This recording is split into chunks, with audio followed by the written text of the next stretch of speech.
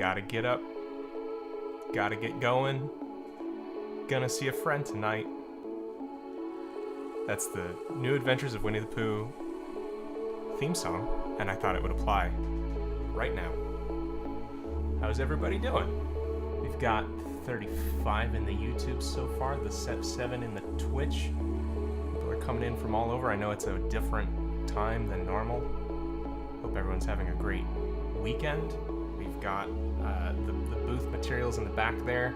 Lots of sort of housekeeping to do. I know that this is a lot of people know what's happening, and then other people are probably just coming in from nowhere, especially on the streaming sites. We're doing a virtual booth, so in the case of what's happening this whole year and everything, we're moving any kind of online convention onto the internet, and it's like you're at our Comic-Con booth, and you can be a booth barnacle the entire time, someone who just stands there, because there's unlimited space all around you. So we're having a good old time. Actually, right after the stream last on Friday, which was, we kind of opened our booth with it, Tay brought home this incredible Kermit shirt. Just everything about it is, oops, I should probably, there. So that's what we're working with. You guys can head over to brooksegleston.com/virtual booth for everything that I'm about to mention. So if you want like sort of the look of everything, we're going to be doing any kind of Q&A, right? Tay will be joining us in a little bit. We've got some live drawing, and actually this time, on Friday we did a drawing of Quilver. This time I'm working against my better judgment, and I'm going to be doing like drawing creative sort of design stuff on stream, which is usually tough for me because of like the talking and drawing at the same time, but I'm not using that as a crutch this time. Hopefully, we'll see, because I'm challenging myself a bit. We're listening to this time the YouTube free audio library, because even when we tried to stay copyright free last time, we got the copyright drones fell out of the sky, so we're doing what we can with that. We just want to make it so that folks can rewatch this without any sort of trouble. So over on the virtual booth page, which I think is linked down in the description below, you can sign up to the newsletter, which is really valuable as far as we're concerned, because as on YouTube side of things, when we're making new videos, or anything like that, YouTube is basically just not telling people anymore that there's new uploads, which is a little tough, right, on our end. But also what you get in return is the brand new, I just finished it on Thursday night, the Character Design Survival Guide. It's just a small ebook that's helpful if you're struggling with a character design, if you're new to character design. It's just some nice little basic concepts. Maybe it helps you kind of break out of, like, get out of your own head on a design or something. So the other thing that is over there is all of the items from Biko's backpack are available individually. So far 8 months. We're on the 9th month right now. You can go to patreon.com/bageldenizen for the 9th one, the current one. But all of the past items are up for that. Lock Otter is saying, I already got that. I'm glad you already got it. This is for people who haven't, but you know, I'm not thank you. I'm glad. Jaden Bricker says, just make your own music. Hey, just I would simply be a good musician. It's a good suggestion. Dennis Bingham, welcome. Glad to see you. Enderwolf, AJ Morrow, the shadow in the background of Biko's backpack. Oh yes, exactly. It's all there. And then the really fun, awesome thing that we've been doing this whole weekend, and it's gonna wrap up in a little less than 2.5 hours toward the end of our stream. Hey there, Jaden Bricker. Hey there, Sin Woodworth, Noble Rifleman Studio. Music is, yeah, I'm gonna try and mess with that music. Cut it in half. Hopefully that helps a little bit. You can check out our giveaway, which is a Biko's Crew Stormfeller's print. Here, I'll take it away for a second just so you can see it. It's 13 by 9 or so, and we custom cut it, so I haven't actually measured it. But it's beautiful. The camera is not doing it justice. It's got like that strong, vibrant saturation. And the way to get this print, It's not available for purchase. There are 2 slots open in our giveaway, and this is just basically a way that I've planned and put together as a thank you for all of the folks who have been making amazing fan art, either of Biko and his crew, of Jacqueline, of Parcel, of Wanderlumen, right? This is an opportunity. If you've already made fan art, that is completely fine. Just tag @BagelDenizen and use the Biko's Backpack hashtag in an Instagram story or an Instagram post or a Twitter post, and you'll be entered for that giveaway. The giveaway will be random, and there will be 2 winners from it. We'll ship anywhere in the world. What's that? Oh yeah, and we're trying as best as we can to add the art to the story. If we to my story, so that way it gets seen by everybody. I've been trying to do that as much as I can over the weekend, and I think we got everybody on the Instagram story. So it's a nice little boost for you if you want. Get your art seen by a few more people. And I think that's most of the things that I wanted to talk about. Also, just as like this is an extra thing. I know we're talking about a lot of different things, but if you're not already following on Instagram, that'd be a great thing to do. We can't necessarily use Instagram the way that we would like to until we hit certain numbers on there. So that's something. Okay, as of Friday, we had this Quilver sketch that you might have seen that I, after the stream, took to color and rendered a little bit.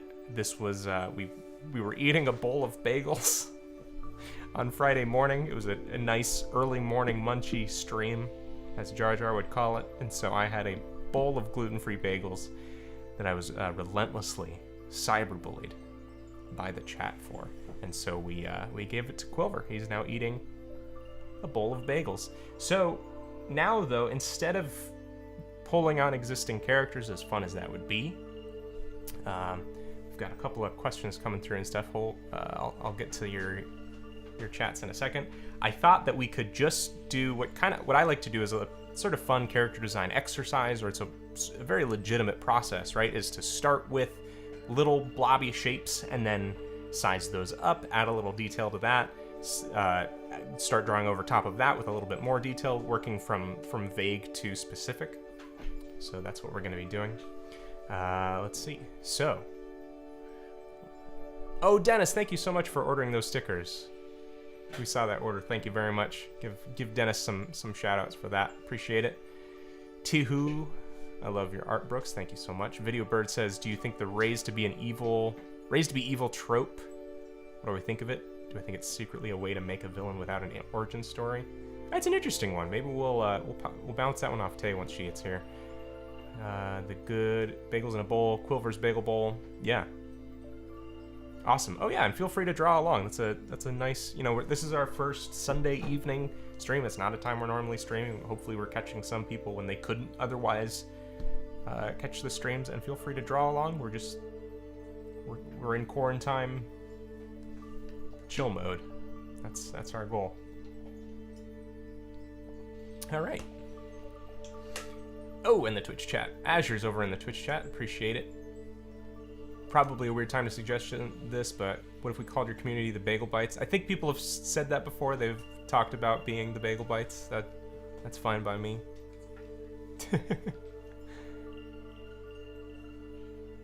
Awesome. Okay. Cool, guys.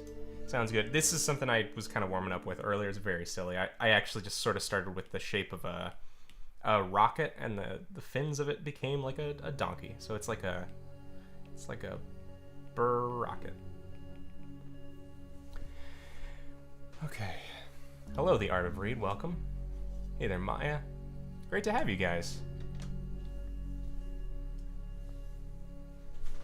All right. So the way that I'm thinking of doing this, we'll pull Quilver up into the corner. We'll just be forlorn, watermelancholy-ishly eating his bagels in a bowl. Here's what I'm thinking. We'll start with like a nice big brush. I'm in Procreate. This is the Terra's Oval sketch brush that I love using. And super, super small, right? We just start making really broad gestural shapes like this. This looks like Mr. Man. It looks like the Pac-Man from the arcade cabinets, the really odd-looking one with the red eyes. So that's just generally what we're gonna do. So I'm not gonna be worried about like super specific stuff when it's all small down here. We'll just turn this into something interesting down the line. You can cut away. The whole point is to be. So the music is like it leaves something to be wanting to be desired already, but I'm gonna have to skip some of these. They're a little rough. It's just because we don't have access to like just hours and hours of music that YouTube will not have a problem with or an issue with. And even on Friday's stream, I tried to do, when it found there were like 2 or 3 songs over the course of 3 hours that it had a problem with. And so to remove the audio for this much in 3 hours, it has to reprocess the entire 3-hour video. So I haven't even gotten to that yet. And I do know people want to be like watching watching it after the fact, and that sort of isn't possible the way that it is there. So we're just gonna sacrifice nice, fun Animal Crossing music for the health of the rewatch. The music has been weighed. It's been found wanting. There's an imposter Among Us. You know what's so funny is that oh yeah, it does look like Among Us. You're right. You guys are right.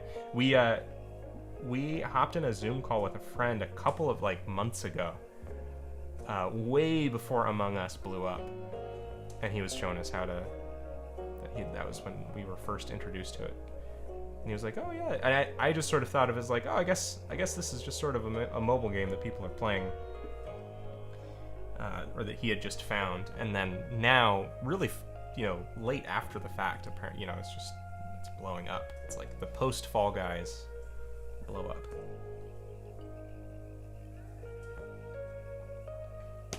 I'm not quite in the position to to change it. I'm just gonna complain about the music. I'm not gonna proactively seek out during the stream better music, but I appreciate that. I'll look into Cold Fusion.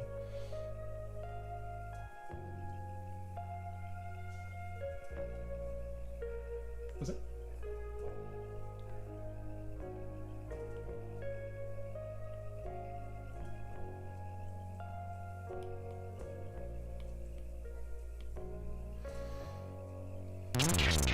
Whoa! Oh no, it's hidden behind the thing. Phoenix, thank you so much for subscribing. Really appreciate that. I'm gonna hide this giveaway instruction because it's kind of in the way of our notification. Thank you so much. Folks that are watching on YouTube, there's also streaming along on Twitch as well. You can follow over there for our normal streams. We don't typically stream on YouTube just because of YouTube's antagonistic enough as it is for posting new things. Oh my gosh! Oh, it's Seagull. Seagull has gifted it. Oh, thank you so much, man. Now I see it. Now I see it in the chat. Appreciate that, man. Enjoy Phoenix. We'll get actually some subscriber sketches tonight if we can remember and do so. Absolutely will. Basically, I'm doing the blob challenge. I have no idea what that is, but that sounds like exactly what I'm doing.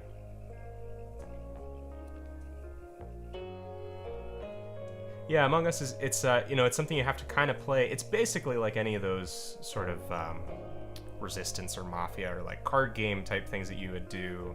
Not card games, party games that you do in person, but you just have kind of the added element of you're playing it on a phone, like in a virtual environment with astronauts and stuff. I believe it's no, it's actually Bagel Denizens at Bagel Denizen on Instagram, Twitter, and Twitch, all across the board.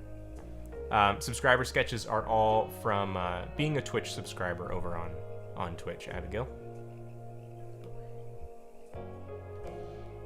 Coming in? Coming in. She's coming in, y'all. Everybody give Tay a warm welcome. I'm just a sweater. She's just a sweater. Yeah, we need to reposition just a little bit. Yeah. I moved over so they could see the booth, and now you're here. Boom. Nope, still doesn't exist. There she is.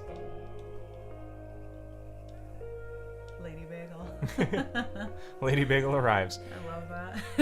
Yep. Here, can you type out twitch.tv? Oh, actually, just copy that to that. Yeah. So they know. Try and link it absolutely everywhere, but I guess it still falls through the cracks. Perfect. Hey, everybody. Yeah, it does look like a guitar. It's like a fiery, goopy guitar. All right. So I will take over the chat for you so that you can focus on the blob challenge. Thank you. How's so everybody doing? Tay, who is your favorite of the Biko Gang by Teromini? Sorry, I'm like really sleepy. Teromini? Yeah, that's a great question. I really like Acius. He's so cool. He's got the vibe that I always like in a character, which is like you're not sure if he's a villain or just like a really kind of dark, cool guy, which typically is my go-to favorite character. But I also love Quilver because he's so obviously a bad boy. He's like shamelessly like, I'm the coolest one here, which is kind of funny because if I were to compare it to the Avengers, Tony Stark is not one of my favorites of the Avengers, which will probably make a lot of people angry. I love Tony. I think he's a great individual character, but like he wouldn't be my favorite Avenger. Whereas like Quilver has the whole personality of like Tony to me, but like I think he's great. I'm so charmed to hear your thoughts on my characters like that. Especially as someone who can craft them herself. Appreciate that. Oh, whoa! Noble Rifleman, thank you so much for subscribing. We'll definitely take the requests for the sketches in a little bit. Sorry, I'm losing it. A little while. Oh, let's just go back to singing the. All right, how about you guys? You guys tell me who your favorite in the Biko Gang is. Remember. Type it in as fast as you can. Go. Remember, you only have 3 choices. You can't choose Glangor. Okay, you know what? Azure Phoenix, Acius is handsome Snick. All right, he is. Oh my goodness. Azure actually did for his giveaway. He did some Acius art. It's really cool. Dennis, that's so great. Quilver seems somewhere between Tony Stark ego and Zuko's angst. Yeah, it's totally. So good. Yep. They're kind of both in the Squidward camp. Cause gosh dang, I love edgy boys in Woodworth. Brooks, I love you. Brian is saying you're his favorite of the Biko Gang. It was me all along. Acius, unregistered hypercam, don't know how to spell his name. You know what? Close enough. It's A-E-S-C-I-S-S-I-P-P-I. You throw the word orange in the middle. And Yeah. You have the word Acius. Aorcious. And Orca. An orca.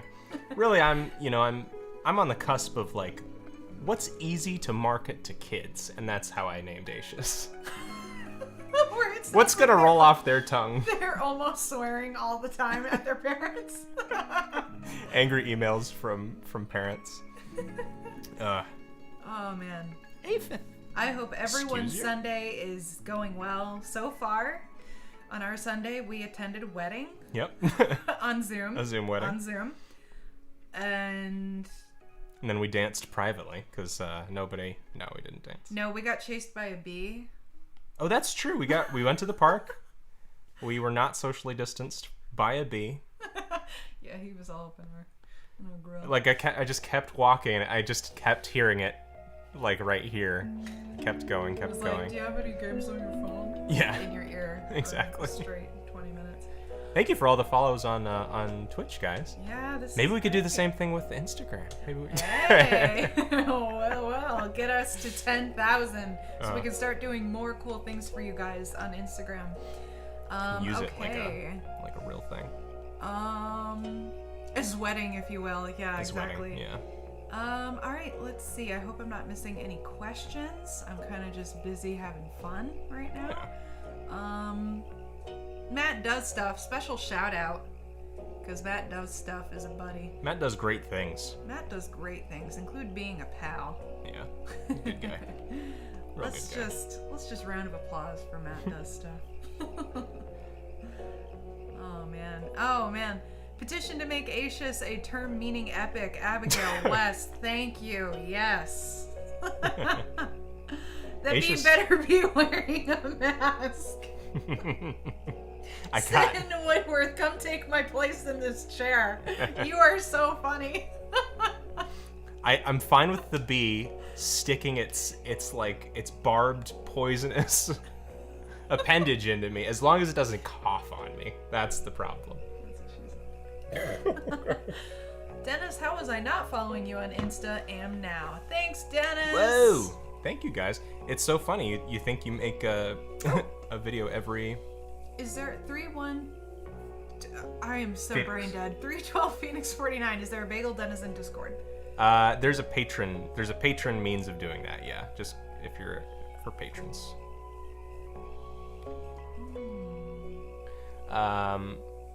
Yeah, because I guess I figured I finish pretty much every video saying Instagram, Twitter, Twitch. But I guess, people don't make it that far. That's a reality that we have to deal with.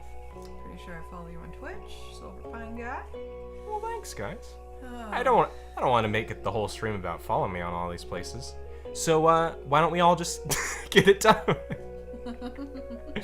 No, it's not an ask stream. It's a hang stream. Okay, of the Biko crew, now I'm thinking of, when you take friend questions, who would you trust with your life? Who is most likely to, suck on a strawberry and die in your friend group? Those questions for your friend group, I want to do that with Biko's backpack crew right now, Biko's crew. Who would you trust with your life? Which Biko's crew member would you trust with your life? Answer in the chat. I want to know. You guys reasons. can say Glangor. No one said Glangor, and I'm worried it's because I said you can't say Glangor. You can. Maybe he's the. I give permission. Maybe Glangor is the hero that dies in the first 10 minutes. Oh my gosh. Love you 3000. Okay, Biko. Oh, yeah, I absolutely trust Biko and only Biko, says Sin Woodworth. Unregistered Hypercam Biko. I trust Biko, Enderwolf 15. Very cool name, by the way. Glangor would keep me safe, says Taro Mini. I really hope I'm saying that right. False. Probably not. Biko, says Maya Mayal. I'm probably butchering everyone's names. I'm so sorry. Okay, Biko, Matt does stuff. Mostly Biko can in fact save my life. Biko sounds like the most trustworthy by far. Is there a Phoenix? Yes. Okay, so it pretty much is all around. Seems like Biko you would trust with your life. That's the right answer. It's the right answer. Absolutely. Who would you trust to steal the Declaration of Independence without getting caught? Go. You're ruining. I take place of Nicolas Cage. No, we've been in contract Treasure. Negotiations with Nicolas Cage for months now to be the 5th member, and you just blew it. To be the voice of Aetius. To be the voice of all 4 characters. Who would you trust to steal the Declaration of Independence? I'm gonna fell the lightning storm of independence. Quilver, Top Thief, Enderwolf, Quilver. Unregistered Hypercam, Silver Pine Guy, Glangor. All right, we got lots of different answers in the chat. Quilver says Azure Phoenix. Matt does stuff. I'm thinking Quilver would actually murder me when I made fun of his bagel bowl. See, when Quilver gets cyberbullied, he doesn't get cyberbullied again. That's right. He makes sure that they do. When you take BuzzFeed quizzes, do they just tell you that you're wrong? You wouldn't be a cinnamon Pop-Tart. You would be the purple Pop-Tart. You'd actually be a toaster strudel. Dang it! Don't you dare lie to me. AJ, you seem to have recovered from a bad internet experience. Welcome back. Glad to have you. All right. Crowdfund to get Nick Cage to voice Aisha Sin Woodworth. Yes. Okay. You can cyberbully Quilver one time. Let's see. Swan Camel. Who of the Biko crew would you? I should have had this prepared. Now I'm doing it off the cuff. These are so funny. Who would you introduce to your mom? Oh. Which in the Biko crew would you introduce to your mom and feel okay doing it? Oh my gosh. Isn't it? Because you pull up and it's like, oh, hold on, I got to pick up something from my house, and you're like, Dave, get down in the back. I don't want my mom knowing you're in this car. Dennis Bingham, LO, don't let them treat you like a store brand Pop-Tart, because girl, you a toaster strudel. Thank you. Ooh, Enderwolf, that's a hard question. Aisha Silverpine guy, Universe B official channel, yo, hello. Yo, hello back, friend. By overwhelming results, the top answer was other. Biko is the one I'd introduce, and I'd ask Glengor to hide in the back. Get down. Hey, Sangot says, I took your course and I wanted to say I learned a lot from it. Hey! I will put it to great use when designing my characters moving forward. Thanks, Sangot. Thank you, Sangat. I really appreciate that. I'm so glad. That's awesome. I'm hoping to reach out to just the folks who have taken it for any kind of like a testimonial or some kind of thing. If you have indeed benefited like that, wanted to be able to pass that on to other people, because right now we don't really have testimonials up, but we don't want people to think it's like a shell corporation or something. We wanted to let them know that other people have benefited from it. So yeah, it really helps us continue to put great content out there and let people know that we have stuff that'll help them. If you guys took the course or you read my book and you're happy with it, yeah, feel free to email Brooks directly. Let us know your testimonial. We will post it right on the page where the sales are. And that way, it just continues to help the community. So thank you all around. AJ Morrow, hello mom, this is Biko. He's a character created by some weird guy on YouTube. Yeah, that's nice, darling. Oh that's man, nice. Biko's a perfect cinnamon roll. Lock on her. That is so great. Universe B official channel, do you guys like coffee? Yes. And if so, what kind? Ooh, what do we have today that you liked a lot? What did you put in your IV today? Yeah, if you watch the recent vlog video, you'll see the gigantic and most likely dangerous level of cold brew that I made a couple weeks ago. So yes, we're definitely. Did we show them the picture? Yeah, okay. It's in that video. Yeah. Just cold brew in general. Coconut milk. Try to cut dairy as much as we can. Well, yeah, dairy. I have like a ton of food allergies. So, fun fact about me. These are all just Pokemon and then a camel swan right there. I like the camel swan. She stores water in her hump. and then sinks. Probably sinks to the bottom. Oh goodness. Oh man.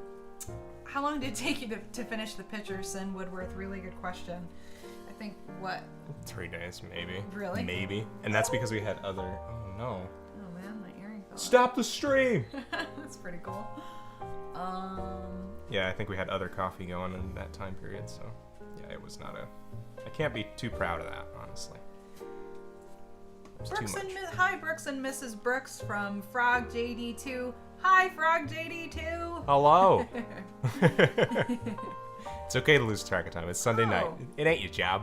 Jackson Traveler, wait, you have a vlog channel? No, I can barely get people to watch the main channel. It's right here. It's the one that's, let's see, let me link the, well, it's last week's video, so it's, or the one before last that isn't Tay's. This is, now I'm understanding why it's hard to understand where things are. It's called Trying Something Different, and there's a painting, like a literal painting in the thumbnail, like that. I don't know where my camera is anymore. So that's actually something, in that video I talked about kind of moving a little bit more studio vlog-esque in vlog channel in this economy. A little bit more movement toward that in this going forward, and just seeing if that's what people would like to see.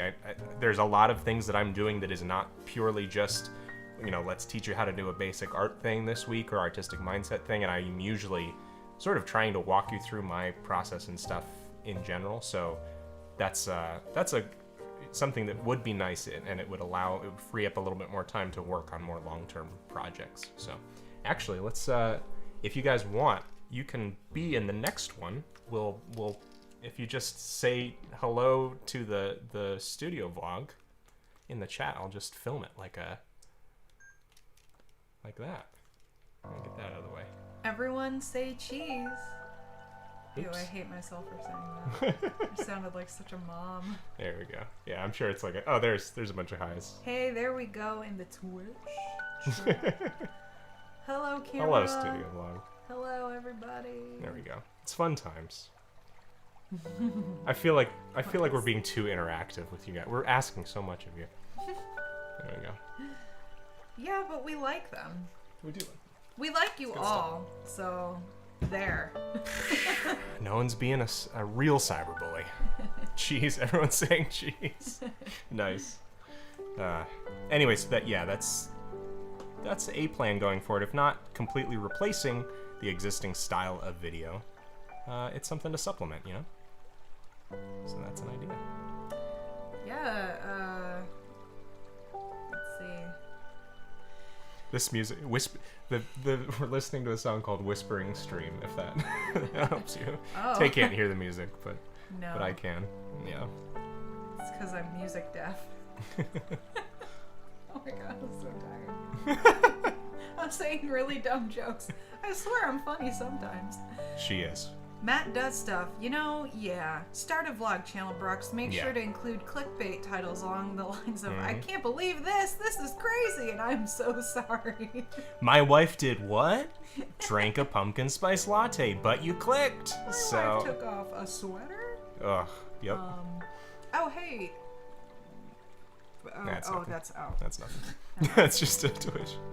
It's actually a dog. I get excited over dumb things. No, you're okay. It's actually he's a Maori carver in New Zealand who does traditional wood carving on stream, and like the Prime Minister of New Zealand visited him and stuff. He's Has anyone been in New Zealand? That is like a dream of mine. A dream. I love traveling. I'm proud and happy to say I've done a bit in my life, but New Zealand is still like a huge. I really want to go there. So, if you know anyone that we can crash at. Good morning on from their Japan. couch. Hey, good morning from They're Japan, Pine Tree. Thank you guys for the follows over on Twitch as well. Appreciate that. That's awesome. All right, thanks, Boris. Music deaf would just be deaf. That's true. Yeah. Colorblind for music. Drawing challenge? Character diet? Yeah, exactly. Sin Woodworth also said, I learn a lot by example, so I'd really appreciate more process vlogs. Yeah, totally. That's kind of my idea too. And so just I think that is your goal. Yeah, I mean, just to as far as you guys are concerned, like or showing you sort of the process. Like anytime I'm putting up a new video, or for the last 5 years now, basically the process is like Monday morning I go, what kind of video should I be making? Or, the week before I'm going, what kind of video should I be making? And I drop everything else that I'm doing more often than not, and then just focus on creating a script, like example art and stuff like that for that video. And then by like Tuesday evening, I've used all of my energy for just that. And then, basically I'm 2 days a week down focused on that. And while I love doing that, it's just over time consistently, that's so much time that could be going toward other things that, first of all, like a lot of people make studio vlogs and stuff online that are like fulfilling their shipments or working on, I'm making all this stuff for Biko's backpack. I'm working on these larger projects. So there's no, it's all things I'm doing during other times of the week that I'm not sharing. So there's like no reason not to pivot a little bit more, depending on what people want. And my goal is never to be the number one top whatever. So, chasing the clout is not my idea of fun. But if it's just something that's enough for people to enjoy it, and I'm not working actively backwards in order to have made it, that's my goal. That's awesome. What are they saying? What are these people saying at me? They are saying some nice things. The nice things gotta stop. Bale Denizen, so what was your favorite thing from Lightbox this year? Question mark, from Frog JD. So Lightbox was a little different. It wasn't exactly the same this year. Hopefully people will learn that Zoom calls are not how you host panels, unfortunately. Zoom calls are a really great way to max out your maximum capacity and then have like a racist troll come in and ruin stuff. But I would say basically all kinds of stuff that Nick's been doing this this week was basically I wish I could have spent more of the weekend like exploring all the different things, but it was a little bit tough to like actually seek out things that I wasn't already familiar with. So I saw a couple good, Max Ulick, Nick, folks that you already hear me talk about a lot. John Lauren did a great little co-thing with Nick yesterday. But overall, I am looking forward to Lightbox returning to its online, or its its in-person format as soon as possible. As nice as this was. What else you got? Nick streamed for 9 hours, which was just like insane. Oh my gosh! Yeah. How did he even live after that? I was moderating for him, and I was like falling asleep. Yeah. I was like, Nick, I gotta go eat dinner. Sorry, I don't know how you're doing this.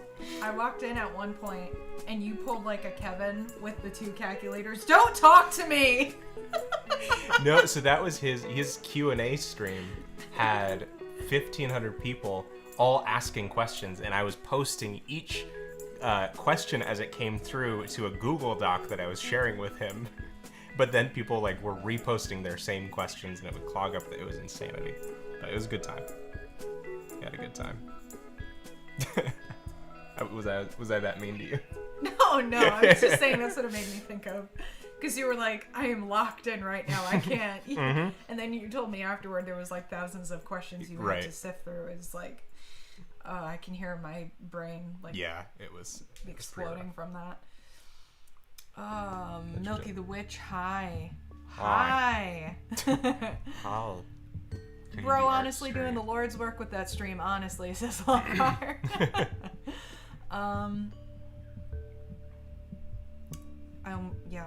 Lots of Nick stream watchers. You inspire me a lot, and your tips really help me learn, Milky the Witch. Thank you very much. Appreciate.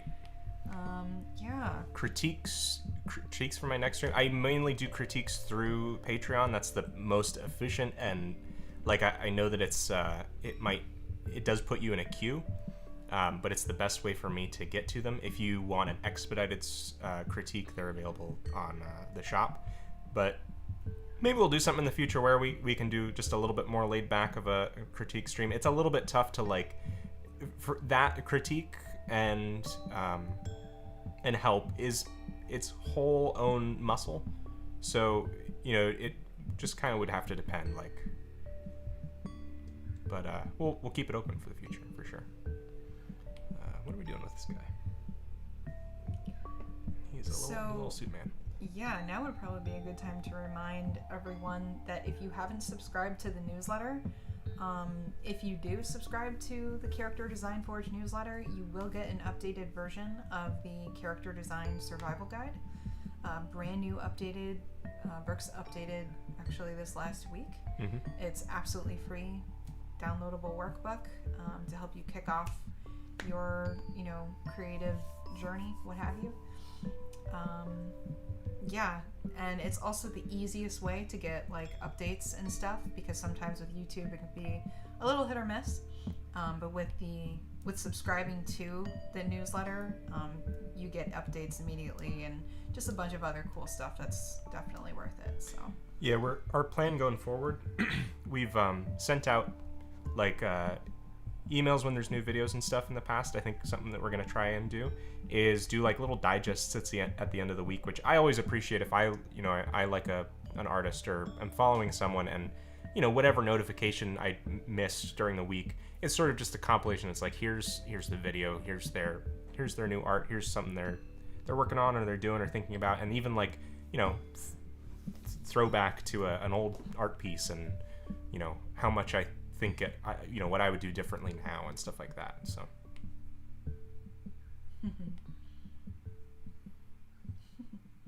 oh, this is great. MV Draws. Hey. Did a little shout out to you on Instagram. Watching live stream again on her Instagram, so that's pretty cool. Thank you so much for that shout out. Hey, Wire Ruckus. Hi, Brooks, Tay, and chat. I can't watch since I'm watching Coco with my boyfriend, but I hope everyone is having a good time. No problem. Appreciate it. All right. Hi. Hello. Would you do a stream with another artist sometime, says Sin? Actually, speaking of Nick and I had every intention of doing like a dual stream thing this past week, and then I was prepping for this whole weekend, and he was finishing up his Jellybots book, and we had absolutely no time, but yes, that is a definite plan for the future. We'll make it work. Yeah, that's a great question. Okay, Clay Satterfield, I don't see the email on the survival guide. Does that pop up later? I'm already signed up months ago. Oh, yeah. So we're going to get it out to everyone who already is subscribed. If you have already subscribed, the end of this evening, everyone who has already subscribed will get an email with a direct download link to the new survival guide. So no worries there. I'm going to throw this out for like some interactivity on these shapes. Does anyone have like a theme or idea or like some aesthetic thing that they'd like to whose line is it anyway, these characters, so that they're just guaranteed to be terrible? Like, some aspect or something, because I've got this little old man with his suit. Your bald uncle, who wants to give him some fun? No. Austin Cleon's newsletter. Yeah. Yeah, exactly. Pokemon. More like just like sort of themed things. Make a Sonic OC. Gothic. Simplistic look. Monkey's good. Yeah, see? Monkey is good. Seagull, Tom, Monkey. Frog inspired. Cow cats. A crab with one big arm and two little arms on the other side. That's wow. Inspired. Wow. You're hired. Bigo background character, yeah, that's kind of happens a lot of times with these sort of things. Make a Tommy. Hey, listen, do not steal. Oh wow, hey, Jackson Traveler. Hey. I shout y'all out, but I have 16 followers instead of told all my friends to come in and join the stream. Oh, Jackson, that's so awesome. Yeah. I appreciate that. Splatoon, yeah, we could go sort of squid, food themed. Magnets. Go. Seagull has I want all of these turned into Baby Boy Tommy side characters. Matt does stuff. Give yourself a high five for us and try not to make it weird. Get Josh in the room and have him do it for you. Imaginary friends like Foster's Home. Oh man, that's great. That's really cool. Alternative Lightbox mascot. Yeah, because honestly, like they made some mascots and they're okay. They're okay. I don't know. All right. Boris, Bus driver. Bus driver. How about Driver. if you make one of my favorite Simpsons characters, Sideshow Bob? Oh, that's a good idea. I like that. I mean, this guy's already got enough sideshow going on. Reminds me of Inside Out emotion, Stephen Clark. Yeah. Oh yeah. See, that's kind of that's to their credit, right? Because I love this style of character design when things are just sort of like overall make them themed. I have to say, make them all food themed is pretty. I am excited to see something like that. Dragon from Bosco Choco. I am always down for a dragon anything. Lightbox mascots sure exist. That's true. Oh, Brooks has feelings about those mascots. Little businessman. Yep. Oh, perfect. Hey, hire Maya. Hired. What a great day. How about make one your childhood dog? Let's go deep. What's a real feeling? So Tay and I earlier were reflecting on how awful the just how contrived of a let's make a Super Bowl thing happen the whole Doritos puppy monkey baby thing was. Just odd, creepy commercial where it's like puppy monkey baby, but then they're like, let's slow it all down, let's sound it out so everyone at home can follow along. Puppy, monkey, baby. I will not be drawing that, just so you know, but I thought, oh boy, while we're thinking about like combining ideas and concepts and stuff, I thought I'd throw that out there. AJ Morrow, let me show you my totally original character. His name is Mott. You may think he looks like a blue Tommy, but he is original. I didn't steal nothing. Can you imagine the thousands of dollars spent by Sega to their legal team just trying to uncover, like, to get to the first level of irony that was, they're like, okay, first this spin-off of this. It's like an archaeology project. Okay, A friend from Japan. I Hey. can't read Japanese, unfortunately. Hey, just wanted to ask, when you did the hyper-realistic Animal Crossing painting, did you enjoy it, or was it a pain to do because it's not your usual style? It's a good question. I actually am not sure what they are referring to. So hyper-realistic Animal Crossing might be somebody else, but if you're talking about painting, just in general like this was a very different process for me. I'm not used to acrylic painting, so that might be what you're talking about. Might not be.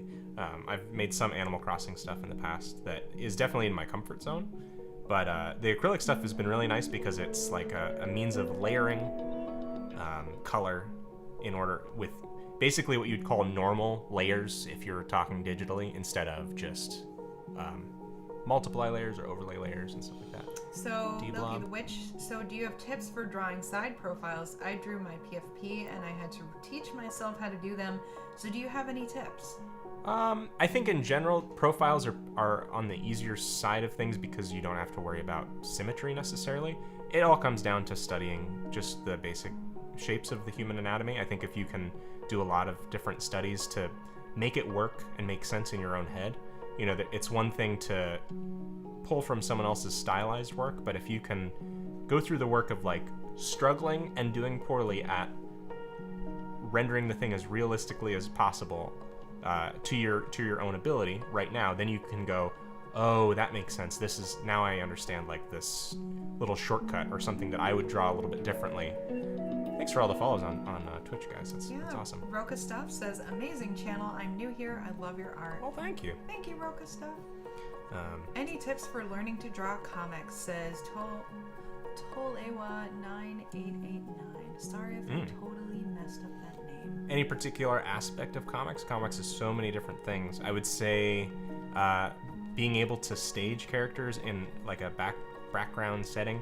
Comics are just a gauntlet of all kinds. You know, you have to end up drawing props and characters, and you know, you have to, like, I would say study film is another way. Study like composition in films and what's being said with the camera, because that all translates over to comics as well.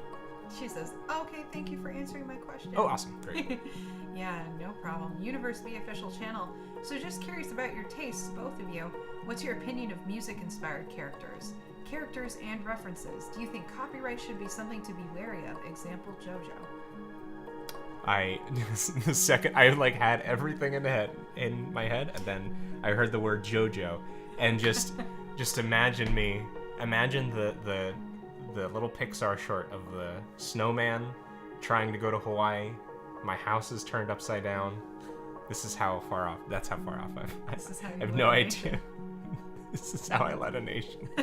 I have no idea anything about JoJo, and it is a willful ignorance, and I don't want to know any more about it. However, what was the question? Music inspired? The absolute last part of that nice big question. I don't know if music inspired is just like the vibe or like a genre of music, or I know that for both of us, we whether it's stories or characters or ideas, like a vibe or feeling of music is a really powerful source of inspiration. Yeah, I keep a playlist when I'm writing. I'm sure you guys do too. And the playlists are music, like feeling specific for a scene that I'm trying to write. Like if I'm writing a battle scene, then I mostly listen to like orchestra music or movie scores to kind of engage me in the writing and draw out the emotion that I'm trying to capture.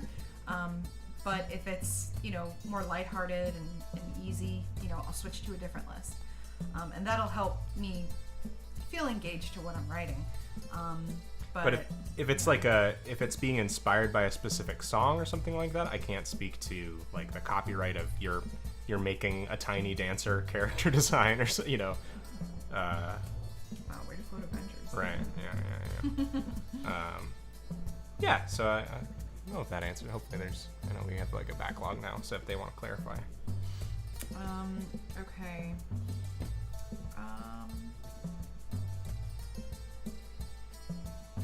Oh, where do I go to claim the digital copy of the Character Design Survival Guide after I signed up for the newsletter? It'll come to you. Hey, Ren. Maybe check your spam, possibly. Yeah. Sometimes that happens. Yeah. Okay, can you talk about iteration within character design? How do you find new directions to take it or break out from the first thoughts? From Rainbow Sculptor. That's really good. I would say there's two directions. You can either pull from a source of inspiration that you're sort of abstracting from. For example, here I started just a silly monkey character from nothing, and so I could go, well, I don't like how this is, I'm not really feeling this. I could either go, let me go and find some interesting real monkeys, right, or whatever it is, whatever the actual thing is, and see if there's some cool shapes or something that I'm sort of missing. Or I can go the other direction where I go, like, what's the worst possible thing I could do right now? Like, what shape instead of this, could I just like turn that into a monkey or something? Like where you're absolutely telling yourself, I know I'm not going to actually use this, or maybe I will, but what's the worst thing I could do? This is a means of like breaking out of the sort of correctness that you have. And this is very low stakes. I'm just doodling right now while we're talking, but that's definitely helpful with description. Yeah, someone was asking. Mm-hmm. Yeah. To sign up to the newsletter, by the way, we've had a couple questions on that right now. Just go to the Character Design Forge website, characterdesignforge.com, and if you click on the virtual booth page, it'll be in there. It's very obvious. You won't miss it. BrooksEggleston.com/virtual booth. It's linked in the description on YouTube. So. Okay, this is a great question. Stephen J. draws. I've been going to school for character design animation. They are making me take a multimedia sculpture class. Is it necessary for those classes when it comes to character design? I think that's I think the more you flesh out in those directions, I mean, necessary, could you get by without ever doing it? I'm sure, but I think it's a really valuable thing that they're having you do it. I mean, there's a reason it's part of the curriculum, I'm sure. I think any amount of like sculpture, whether it's sculpture or 3D, is a really helpful thing, just to get, even if you're drawing very flat characters, to get a sense of being able to turn characters. Even if you don't end up sculpting, if you worked at a game or animation studio and you made a turnaround and sent it off to a modeler, they would have to be able to realize it in 3 dimensions. So it's always good that you understand that and are able to show that on the page, basically. He also says, thanks for being there as well. You have helped me along as well. Hopefully you're not at one of the schools that plays my videos as the class and the professor gets paid and I don't. Thank you. Appreciate it. Wow, Sten Woodworth, it's kind of tangential, but I've been doing work with dolls and it's given me a lot of insight into character art and design. You're using existing shapes and which ones do you keep, which ones do you get rid of. All valid stuff. I think anytime that you are feeling stuck with something, try a different medium or a new way of doing it. That's something that a lot of people have been saying recently on Lightbox and stuff, and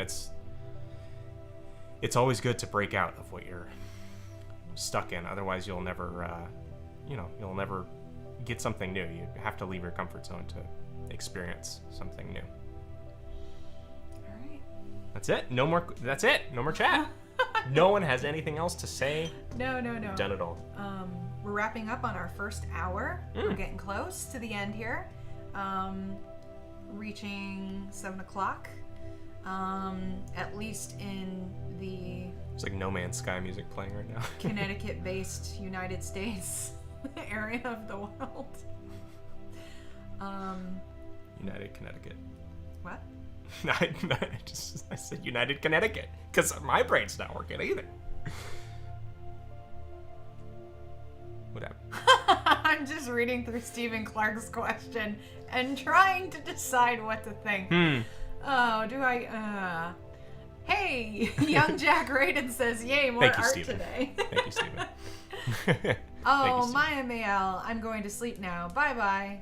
Get some good rest. Really? So Maya values her own health and well-being and her ability to perform tomorrow.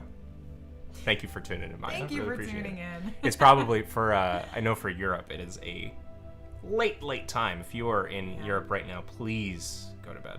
Yeah. or eat dinner, whatever you do first. Eat dinner at 2 in the morning.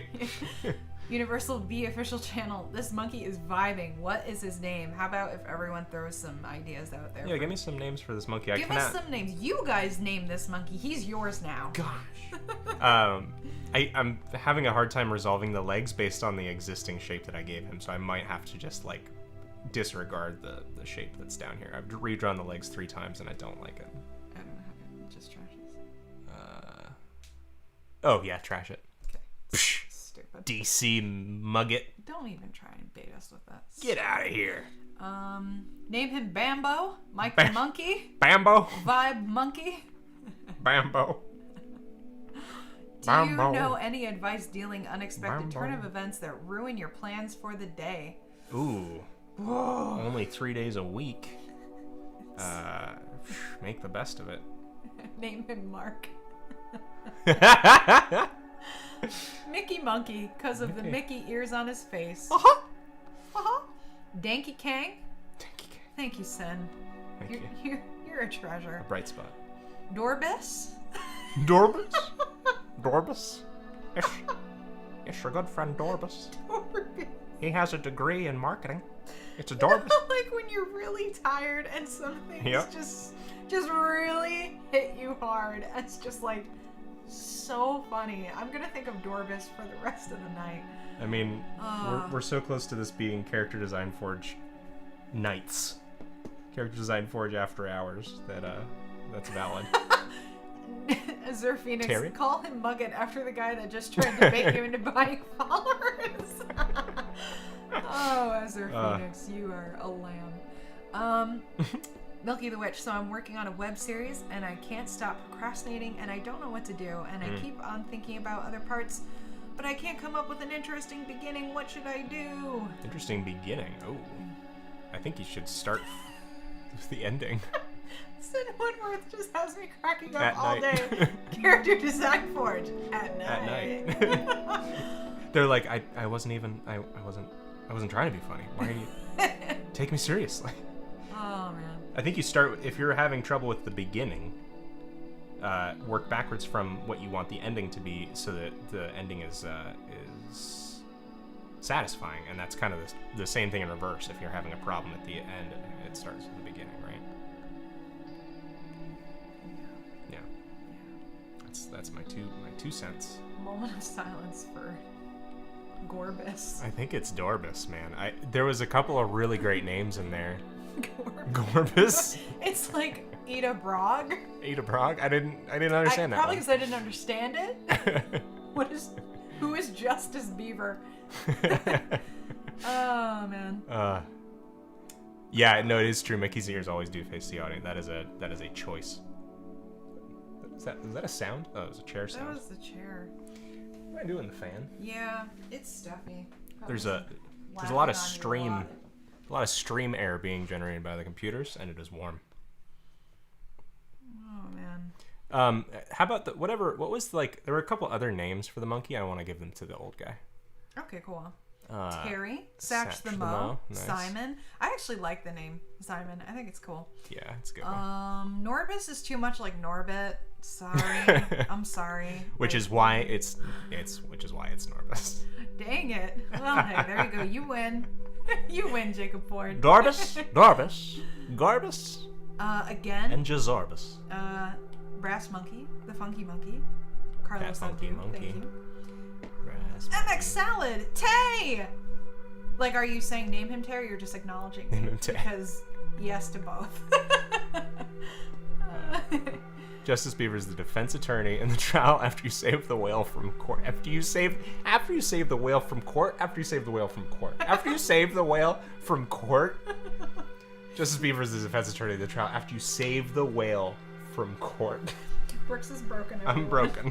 Thanks, McSalad. McSalad did it. Broke me. From court. Thanks, McSalad. I'm excited to see you too. Your name.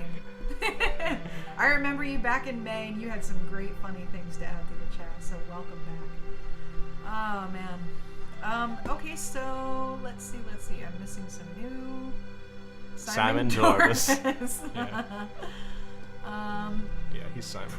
Brooks has We're using all the good names of the first two characters. Bunsolito. Ooh, Well then. Bunsolito. That sounds like the name of my next bunny. Which, Yeah. I mean, we did have a rabbit. I'm obsessed with rabbits. I really love rabbits. Yeah. And we had one. Like our second year of marriage, his name was Oswald, after Oswald the rabbit. Mm-hmm.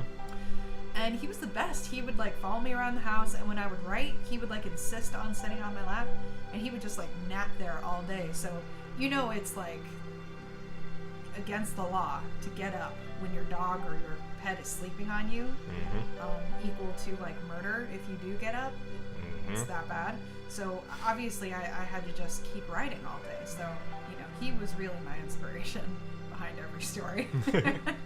Yeah, he died, sadly. I know someone asked was. I know. He was like the best little rabbit. I loved him. But sadly, we noticed that he was starting to, like, something was off. And like the day that we decided, we were like, wow, we got to get him to a vet. He died like that. It was so sad. It was traumatic. I cried for months. It was awful. So yeah, now we have no pets, but forever in our hearts, Oswald. Yeah, now, okay. Ultimate Free is late. Just send them the late fee. We're glad to have you. No worries about being late. We're drawing character designs from little shapes because we thought, hey, you know. Oh man. Oh man. I was there when Matt said F in the chat in front of some older folks who definitely didn't understand what that meant, and it was really great. It was great to watch their expressions. Oh, I'm sorry that happened. Yes, thank you, Moonstar Stories. Yeah, same for while we're on the subject of sad pet deaths, we lost Tristan in the end of last year. That's something I didn't really like update, or I mean I didn't have a reason to. Obviously, he was a little on the older side, but you guys all remember. You guys remember Tristan from like a couple of his videos. He was a really cool little guy. Yeah. Poor Tristan. He led a good life, a grumpy, blind dachshund life. He was like me if I was a dog, shedding a lot on people mostly, sleeping. Carried around in a backpack designed specifically for you. Yeah. Yeah. And it's a good life. You know, don't want to be bothered by anyone. Yeah. What else they say in there?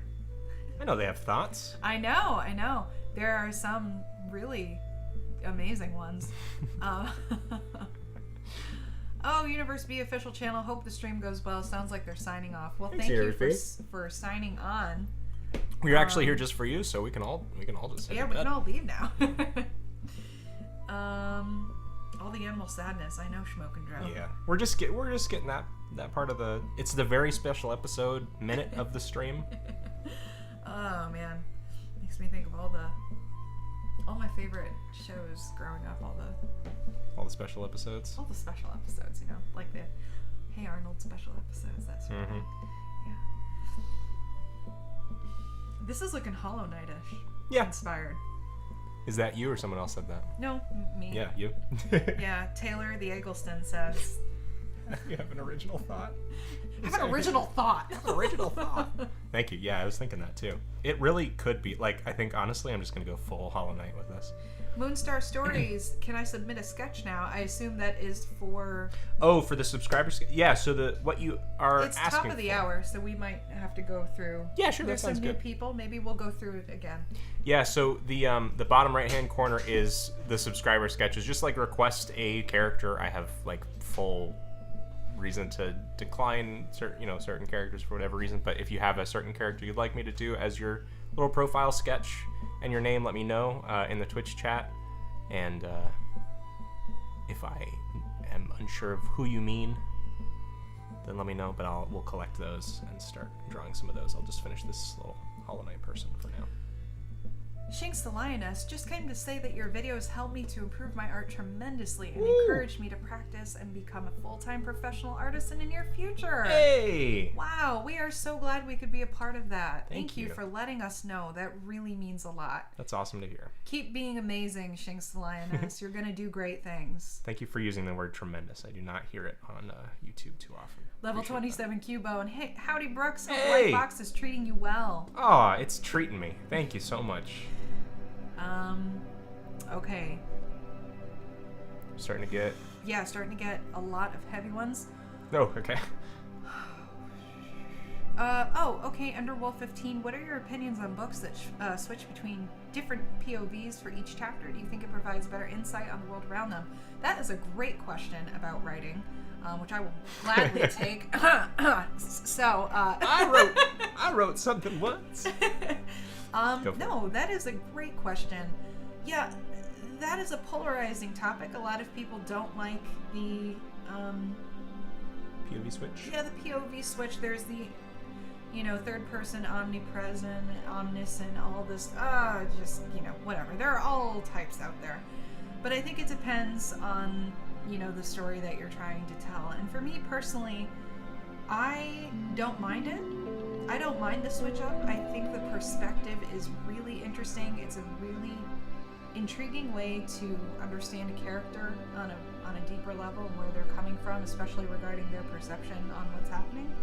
It can be very revealing too of characters. Yeah, so I'm not opposed. Yeah. Good. Yeah. Yeah, go ahead, sir. No, There's more. you go ahead. So, okay. Bye, unregistered hypercam. Oh, bye. It's getting Thanks late. for Go to stopping by. sleep. Thank you for stopping by. It's just unusual videos every little while. Well, it's getting late. Yeah, we love unusual videos. Third person limited. Yep. I feel like a lot of those sometimes, like in art, there's terminology like that, but it's kind like in music and writing, people have just boiled things down into like there's a phrase or term or something for every little thing. Yeah. Where it's like we were just doing a jam session or we were just playing some jazz, and then someone came in with a clipboard and was like, "Oh, it seems like you had a 5/5 minor over G chord harmony there, which led in triplicate toward," and we're like, we were just messing around. Like, I don't know. I know there's a lot of value to that stuff, and especially in art, it's good to know some terminology. We're gonna leave No Man's Sky on the music side. It is legitimate, though. It is legitimate because depending on the POV that you take for your story, it changes the story completely. Like, for instance, with like the Hunger Games, if it had been outside of Katniss, think about how that story might have changed. If we had seen it from the perspective of Rue, if we had seen it from the perspective of Peeta, how much perspective change would we have gotten? Whereas she chose to do Katniss, and I think that was a well-decided perspective to take for that story in particular. And I think it just depends on whose lesson needs to be learned the most in the story. What? Just Duke's drawing art, lines, bagel, wife. Third person Dukes. limited is the best as Milkstub. It is certainly a popular one. First person narrative is also an extremely popular one. Again, it depends on how you want the character to be portrayed to your reader. That's just one aspect. I liked this until I hated it. Here's a good one. Kenzie Hope Ann. Do you have any advice about the fear of failure for aspiring artists? Ooh, that's fear is a wonderful thing. It means you're, again, leaving your comfort zone. So the transition that will happen with fear is that, like, at first you're afraid of trying a new thing, and then once you're really good at it, you're afraid of messing up at it or like losing your streak. But I think try and like really evaluate what it is really that whole idea of like exposure therapy or something like of like what would be the worst thing that could happen. Hey, thank you Hey, Dukes, thanks so much for subscribing. Appreciate it, man. Good to see you. The whole idea of like what is the worst thing that could happen? It's like, okay, I would make a bad drawing. Great. What would happen then? Is it like, are you naked in front of the whole class on field day or something? Like, or is it just you messed up privately and then you can do better on the next one. So I think that's examine why is it that you're afraid of it, and think about the worst thing that could happen is you make a bad drawing and then you learn from it, which is a really great thing. That's a normal, good, healthy process. Yeah, well said. Well said, love. Do you think any tropes are bad, or does it just depend on the writer's ability to utilize them? Absolutely. There are so many tropes out there, and that's why they're tropes. They're used a lot.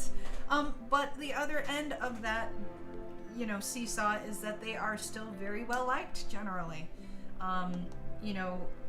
Think about the loner character. I broke this down in a video before. It's used a lot, the loner character, the wallflower, so to speak. They're accepted and loved. It just depends on how you portray them.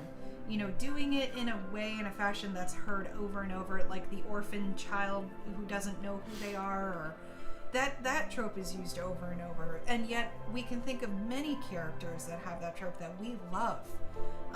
So it just depends on the refreshing spin that you give to that trope. Try to do something new. I always try and encourage, please try and do a refreshing character all around. But if you do want to do a character trope that is commonplace, try and do a refreshing spin on it. Try and do something that has not been done before. And that way the audience feels like it's new. And that's why tropes get used over and over and still get loved. That's a really good answer, sorry. Thank you.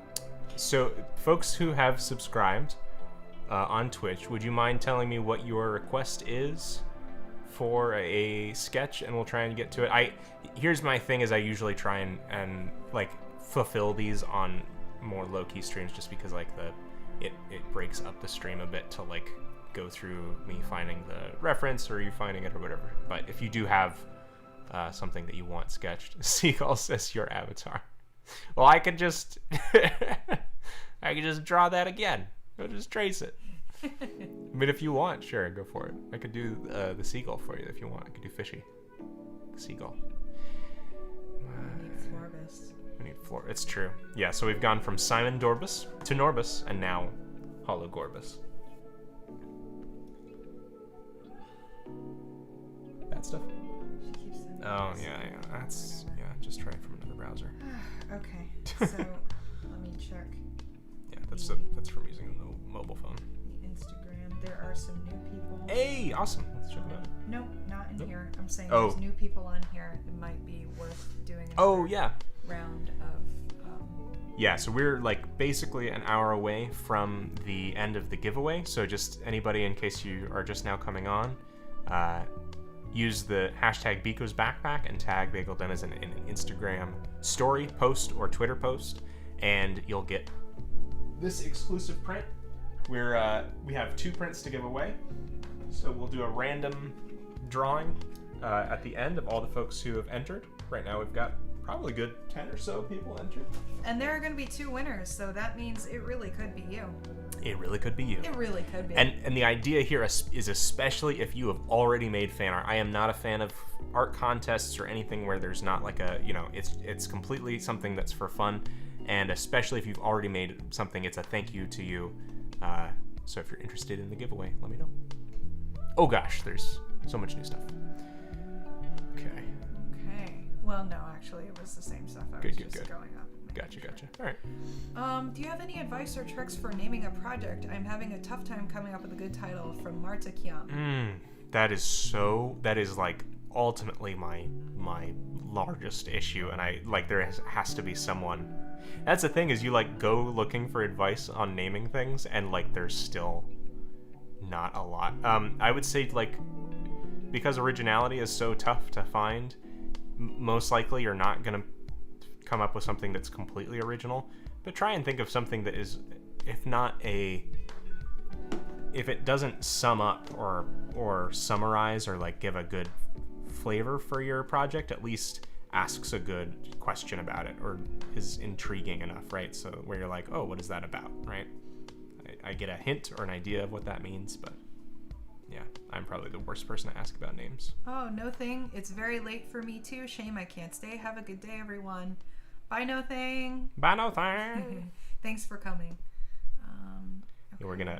we have evicted the Europeans tonight, and we are moving our way toward the West Coast as the night draws on.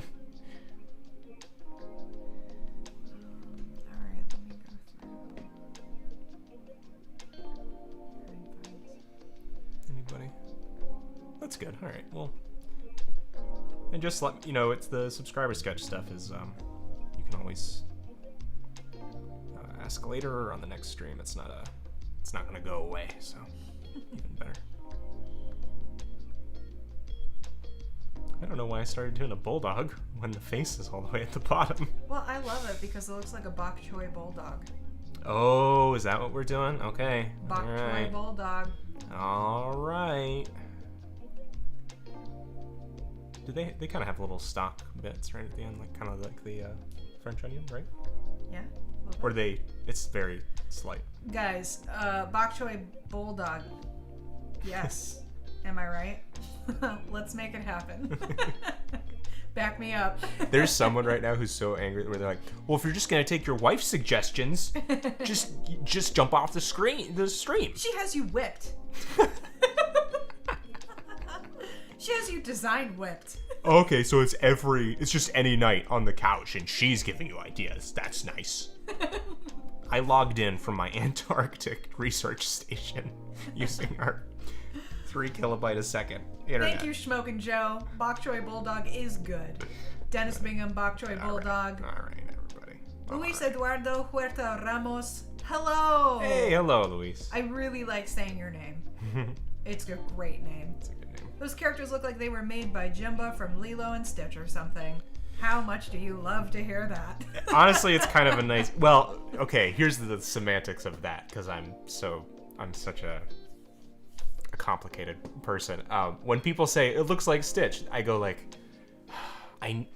First of all, Stitch is like the greatest character design, and we're all just living in his shadow. Second of all, I hear that so much. But when someone says like, oh, that reminds me of the experiments from Lilo and Stitch, I'm like, yeah, that I can get behind. Thank you. We stand Tay, says Mixed Salad. Ah. Thank you. Me too. We stand Mixed Salad. I stand Tay. I stand Tay, and I have yet to cancel her. Thanks. Oh, Chris Sanders is so awesome. Says Rainbow There Sculptor. was this much of me that thought that Chris Sanders was in the chat, and I was like hiking up my pants and slicking back my hair. Putting on your Excuse tie. me. I met Chris Sanders last year at Lightbox, and that was super fun. It was really amazing. He was a super nice guy, so, you know, he's probably in the chat. We totally texted him like 500 times. All the time. You know? Name drop. Meow, meow, meow. 689 views. What's that? Only one? No. Oh, yeah. Quoting myself to myself. Yeah. Thank you guys for sharing your story stuff. We cannot repeat it, unfortunately, but we thank you for sharing it. It's just... Oh, yeah. It's just from storyteller to storyteller. It's like it's a thing. Gotcha. But thank you for sharing your story stuff. We do see it, and it's very unique. Gotcha. Bok choy bulldog name, anyone? Isn't Tay already just... What's that word? I can't stay pretend mad at my wife. What's the... Bogarting, yeah. Okay. Just bogarting the design prompts. Oh, that's fine. Oh, okay. Yeah. Borkus. The broccoli bulldog. Oh gosh. Borkily. Oh goodness. He's a little like Jake. Here, I'm gonna give him Jake Jowls. Jake Jowlenhall. That might be the name. No, I do like Borkus. Bullchog. Jackson Traveler. Bullchog question mark? I doth accept. That's pretty good though. Like it's like a little bit of a swippity swap. Yeah, I like it. I like it.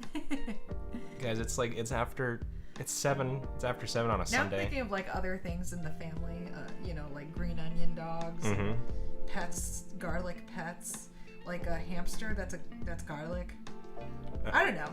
I like that. I'm throwing out other mixed ideas. A whole mixed salad of animals. The Plus one bull chalk. It sounds like something Mark would say at like 11:30 at night. It does. Moilas Noigas. Bark Choi Bark is Choi. amazing. Oh boy. Ultimate free. Mm. Yeah. See, Marta KM, stop listening to me about naming things and start listening to Ultimate Free. Bulbous milk stump. All Bulbous. right. Bulbous. Oh man. I had a train of thought and I lost it. Did I derail your train of thought? Does it need to get put back on the track? My bad. See, this is why wives are the worst. No. Mark Morbido. Brooks, I found out what your name is short for. Bark. Let's see. There it is. Bark. Mark Choi is on. Morbido. There's the name. Bark Morbido. Bark Morbido. Bark Morbido. Mark, Bark were you- Morbido. Were you here 15 seconds ago, Mark, when I name dropped you? See, you and Chris Sanders are sharing space in being name dropped. Can't say it on stream. What my name is short for. What is my name short for, you think? Brooks? Yeah. It's probably short for Brooks Eduardo Huerta Ramos. Oh, Eggleston. we're brothers. I didn't know. That's pretty cool.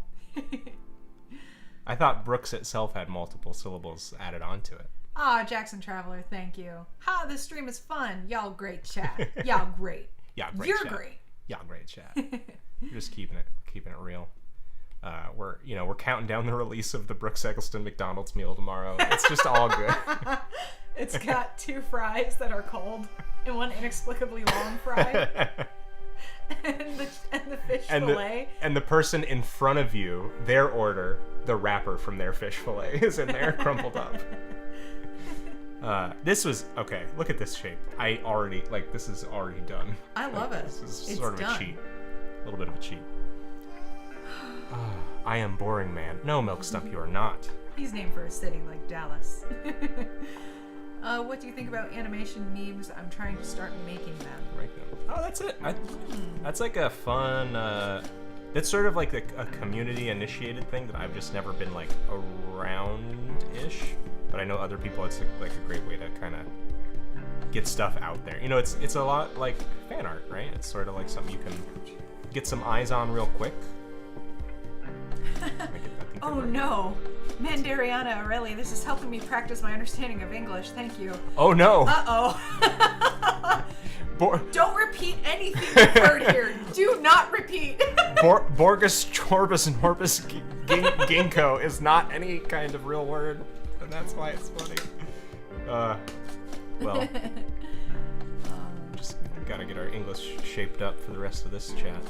This burger really makes me feel like Travis Scott. Oh, you almost made me screech there. Thank you, Dukes. Thanks, Dukes. Dukes, you're a wonderful guy, and TNR. Taser us. Oh my goodness. Tay and I are just unironically just reaching out, just good vibes to you, like it's not a bit.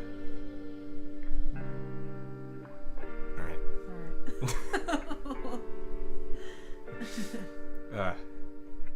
Most wholesome stream ever. Don't repeat anything you've heard here. Enunciate, people. Says Schmokin' Joe. Schmokin' Joe, you ironic hilarity, man. What are your favorite graphic novels? That's a good question. There's not a ton. I would say Nausicaa and the Valley of the Wind is one of them, for sure. Yeah. What else is out there? Bone was like, I tried with Bone. Bone was good when it was just cartoon characters, and then it got heavy with the lore, and I was like, all right, fine. Lore is weighty. Guys, only proper English. Yeah. Only proper English. You could easily. We're just reading the chat. No, we're not trying to. No, oh gosh. Oh boy, out of context. Don't repeat anything from this stream. This wholesome stream. Brooks cult. Brooks was canceled today. Azure Phoenix went on to the Instagram story and saw a bunch of the artwork for the giveaway. It's cool. It's good stuff. Thank you. People doing some awesome stuff. Oh, there was Travie Patty. That's funny. Oh boy. I interrupted you. What were you saying? No, I had nothing good to say. No, I just, it's so awesome seeing the fan art from everybody, and that's why, that was the whole point in the print giveaway, is just, I'd love to, you can't be like, you can't pay people for doing fan art, right? Like, because then everyone would do it or whatever, but I want to be able to get, give some back, so that was the whole point of the print giveaway, because it makes your day to get fan art. It's great times. Yeah. It's great times. Yeah, it's really fun, and especially I love to get to see what this awesome crowd of creators gets to do. Yeah. And it's a very supportive crowd, a very supportive bunch. You guys, thank you very much. We really appreciate you guys, and everything that we do is to make your art journey that much easier and that much better. And the support we get from you guys means a whole lot. Thank you. Same here. On a lighter note, the Warner siblings were originally going to be ducks, but there was way too many cartoon talking ducks, so they became dog-like creatures. Oh man. They're making new Animaniacs. It should be out on Hulu this fall. I did not know that. Yeah. Video Bird 300. I didn't, did you? I have forgotten it. I have squarely forgotten it, so thank you. I was a bit of more of an Animaniacs focused person way back, just because it was funny, and also just its callback of those old classic cartoons I was really into. That's great. This new one reminds me of Zoidberg. Oh yeah. Yeah. It's got the mouth to it, for sure. Yeah. Definitely. Now it's becoming a Yoshi very quickly. Oh my gosh, a Yoshi Zoidberg? Yeah, oh my gosh, how confusing. I mean, he does already eat a lot. Right. So, it's actually a great idea. Yeah. How are you doing, Tay? Me? Yeah. I'm having fun. Good. My friend Dukes is in the chat right now over on Twitch, and he's going through a little bit of something we call #life. So if you just say throw some good vibes to Dukes, a man named Dukes. His maiden name is Dukes. His first and last name is I'd appreciate Dukes. it. He's a good guy over there. Okay, Nathan Martinez, in your Procreate video, you Yeah. talked about how you can make panels subtracting the gutters from the gray area. Mm-hmm. Are there any tips on how to make the panels with a regular black outline?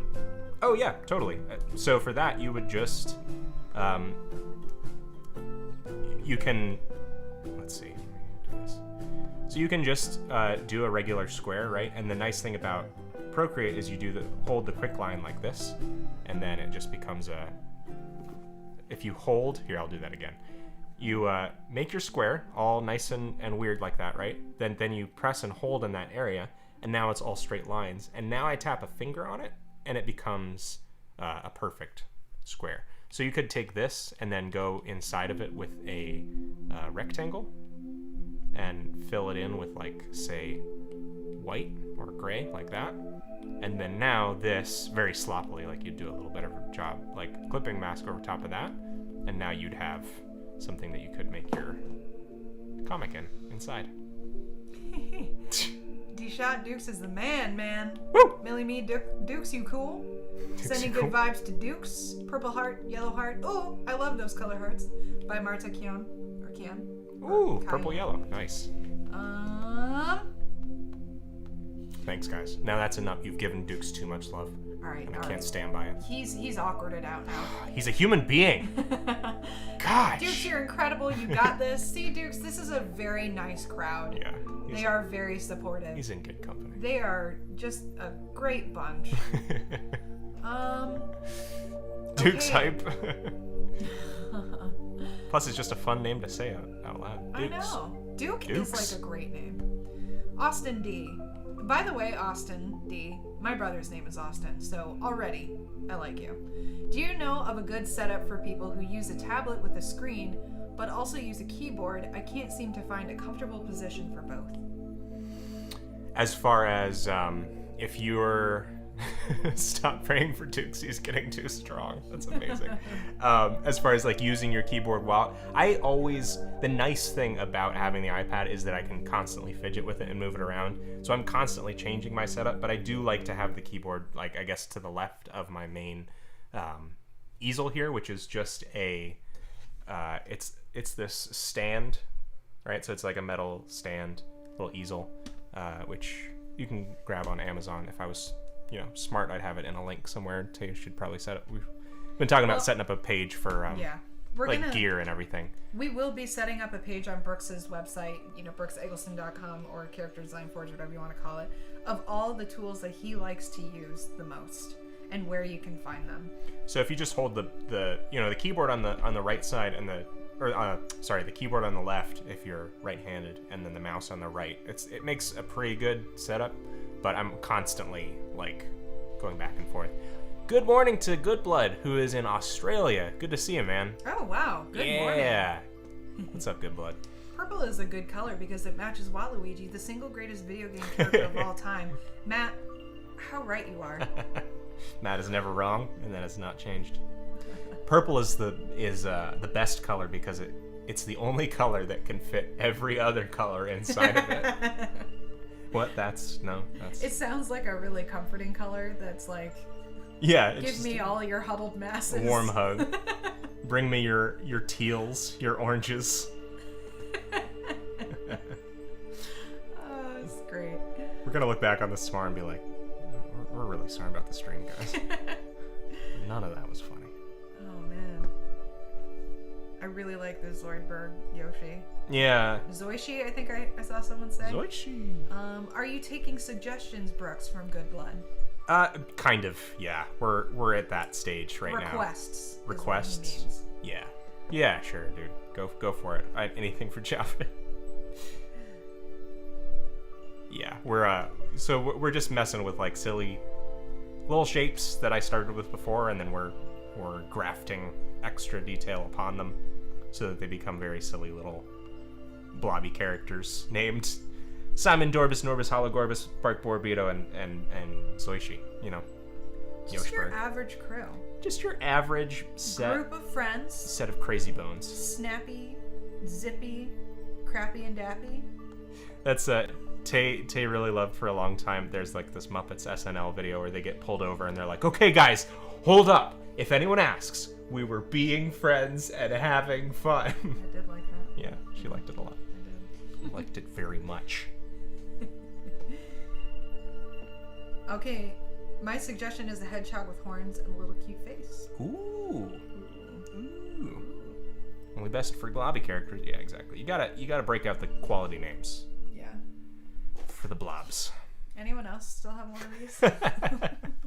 So that's actually something I've been doing recently as like just a way of doing something physical. Is I've got myself a skateboard. Not good at it. Green is not a creative color. Ew! I'm triggered. Don't ever say that again. Tay sure loves Don't Hug Me, I'm Scared. She really does love it. All the hair just stood up on my head. Bark Choi. Yeah. Oh, it's totally Bark Choi, but we gotta antagonize Mark just a little bit. Squidosaurus Rex. Name recommendation from Videobird 300. Oh man, if these aren't the next Smash DLC characters, I'm going to be mildly upset. Mildly? How about spicy upset? That will make you the most reasonable Smash fan on the internet if you are mildly upset. Squiddleton. Oh my gosh, I actually love that. Squiddleton? That sounds like a name you would come up with. Jacob Ford, thank you. Well, thank you. That is a great name. We'll do it. You got the Tay seal of approval. Whoop, whoop, whoop, whoop. Ezra Phoenix. Just quoting here, people. Whoop, whoop, whoop, whoop, whoop, whoop, whoop. To quote Shakespeare. Whoop, whoop, whoop, whoop, whoop. No. Man. People ask me, like, oh, Shakespeare, what do you think of? Mm-hmm. I get it. Like, Shakespeare built a lot of this language. We owe so many words to Shakespeare. What a cool dude to have single-handedly been like, this is a word now, everyone who speaks English, and accept it or else. That's pretty sick. But honestly, you know, I respect Shakespeare, but I'm not like personally like a huge Shakespeare person. So if you were gonna ask, here's your answer. We gotta shut down the stream while we do damage control on the right or not. No, I mean, I respect Shakespeare for what it's worth. His stories are, you know, really unique. But I'm just, it's not like a Shakespeare individual.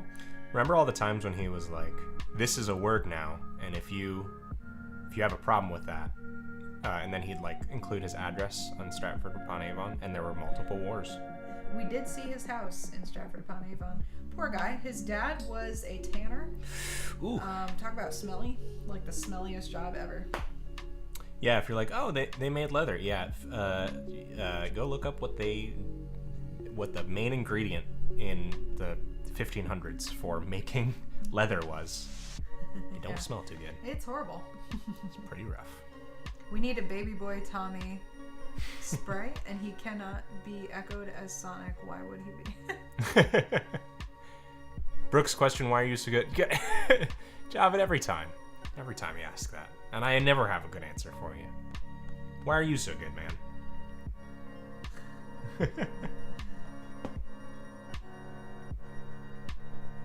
We're at an eye-giving phase. And I'm not so sure. Is Squiddleton done? No. I like Squiddleton. Oh, done. As in completed. I'm sorry, not dumb. Oh. None of these precious babies are done. We're not in that. Is he ever really done? He's a work in progress, like all of us. I think if anyone was to just like walk in right now and see one of these, I think Hollow Gorbis would give them the most troubles. If I were to give problems. any of them like a favorite treat, like Yeah. what is their favorite treat? I look at Right. Simon Dorbus and I'm like, banana split, obviously. Right. I look at Norbus and I'm like, he likes wheatgrass. I look at Yeah. Hollow Gorbis and I'm like, he loves like a bat milkshake. A bat milkshake. I'm gonna repeat that. Yeah. Bark Morabito. Eats Mark Morabito. I'm gonna repeat that. Run, Mark. Eats Mark Morabito. And Squiddleton is like the pig of this world. Like eats, like actually the animal. Yeah. Eats everything. Mm-hmm. He's like a recycling machine. Like he can Right. just mow through anything. Which both the Yoshi and Zoidberg backgrounds for him that makes sense for sure. When's The eating. Beethoven gonna drop his new album? Nathan Martinez. I don't know, but I'm getting the Beethoven meal at McDonald's tomorrow. It's so dumb. I'm such a boomer for talking about this like a McDonald's meal all the time. Hollow Gorbis actually eats other Hollow Gorbises. That's the way that they. That's how they get their power. Yeah. They don't reproduce because there's too many of them. They just eat each other, and like we all are thankful for that. Yeah. We're thankful that there's less of them. They lower their own population. Not ton of Shakespeare stuff. For a couple table reads. That sounds cool. Like I guess the Shakespeare experience in a community, I guess, is sort of interesting. I guess if you were gonna do that, sort of maybe. Oh yeah. It's like a role playing, but you're following a stage play or something. I like iterations of Shakespeare stories. Yeah. Beethoven's been real quiet since Carly Rae Jepsen's album Emotion came out. It's true. Sid Woodworth again. He has yet to like really recover and come back. Like their feud was very short. Exactly. Oh man. Yo, what's up, dog? Yeah, this guy's gonna be too cool. Like this. Yeah. He's gonna be too cool for anybody. Yeah. He's just gonna be like a torch.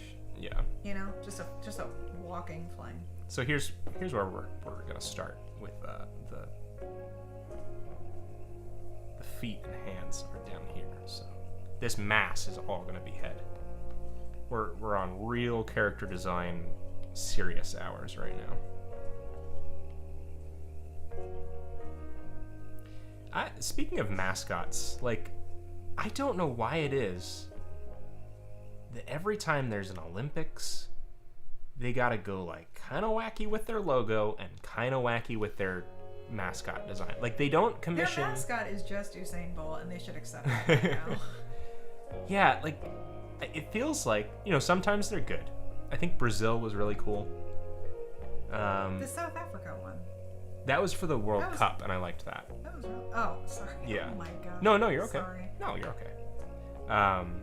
Yeah, when South Africa hosted the World Cup, they had a cool little, like, leopard character. But what I think happens is that they don't commission, like, people who regularly do character work, and so they get these sort of novel, like, oh, here's a local artist or an artist that represents our nation or something like that, which is fine, except it doesn't, it screams concept and an idea behind, but it never, like, quite executes. Yeah. And so there's a lot to be desired with a lot of those. Here's something to talk about. Because that was a non-starter. No, I'm just sorry. I agree. Go ahead. No, I like what you said. You're good. Your favorite Zelda style? Oh. Like, or video game. Are you talking to me? Yeah, I'm talking to you. Oh, me? Like, there are so many different Zelda. Yeah, I gotta go with the Wind Waker stuff. As much as beautiful as the other kinds are, it's just you gotta. And I just from a turf war standpoint, I have to stand my ground that, like, you can tell a compelling story with animated looking characters, and I can't join anyone who's, like, upset about things not being realistic enough. So I was talking about that the other day with these new game streams, Ubisoft, whoever it is, like, releasing games, and in the second it's not the most, like, realistic looking thing, there's someone going, mobile game? And then there's someone going, oh, it looks like the one other stylized game I know. And it's like, okay, see, you're not doing this with Call of Duty, you're not doing this with FIFA, so that whole attitude of, like, I will not play this unless it looks 100% realistic is so unsustainable and so closed-minded, and yeah. I really appreciated Wind Waker's character design. Their whole aesthetic is just so unique. And I feel like almost every Zelda game that comes out has something unique, design-wise, to equal its story, which is also really hard to accomplish, I think. Yeah. It's either an imbalance between, like, okay, story, okay, characters, amazing design, or amazing design and, great character, whatever. Great story, but I think that what's so brilliant about, like, the Zelda games is that they continuously balance really intriguing storyline and characters with beautiful design to match it. Yeah. Twilight Princess, another, like, very dark. Everything is, like, dark balance, dark color, dark. But that matched the story. So it wasn't like this, what is happening? It matched the story, which is why I think we think Twilight Princess and we go, yes, I accept. Because the story and the color scheme and the design and the characters, it all had an equal matched element. Twilight Princess, you valid. What I saw? Oh, Flameo Hot Man? No. Yeah, that's good. I like it. I gotta react to some of these names playfully negatively, otherwise it will be so wholesome that we can't. Ezra Phoenix realistic Fall Guys mod would probably involve a blood splatter whenever you got hit by one of the oversized hammers. Oh my goodness. Oh gosh. Yeah, that's nightmares. Link as Wolf Boy hit me exactly where I lived when it came out.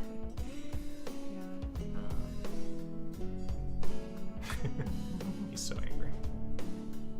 Where are we at for time? Okay, so we got 45 minutes for the giveaway. We'll enter everything into our randomizer. We've got it. Yeah, get your fan art in, people. Here's just another reminder: if you have fan art that you've already done of a Biko's backpack member, that's fine. Add it to your Instagram story or an Instagram post or on Twitter.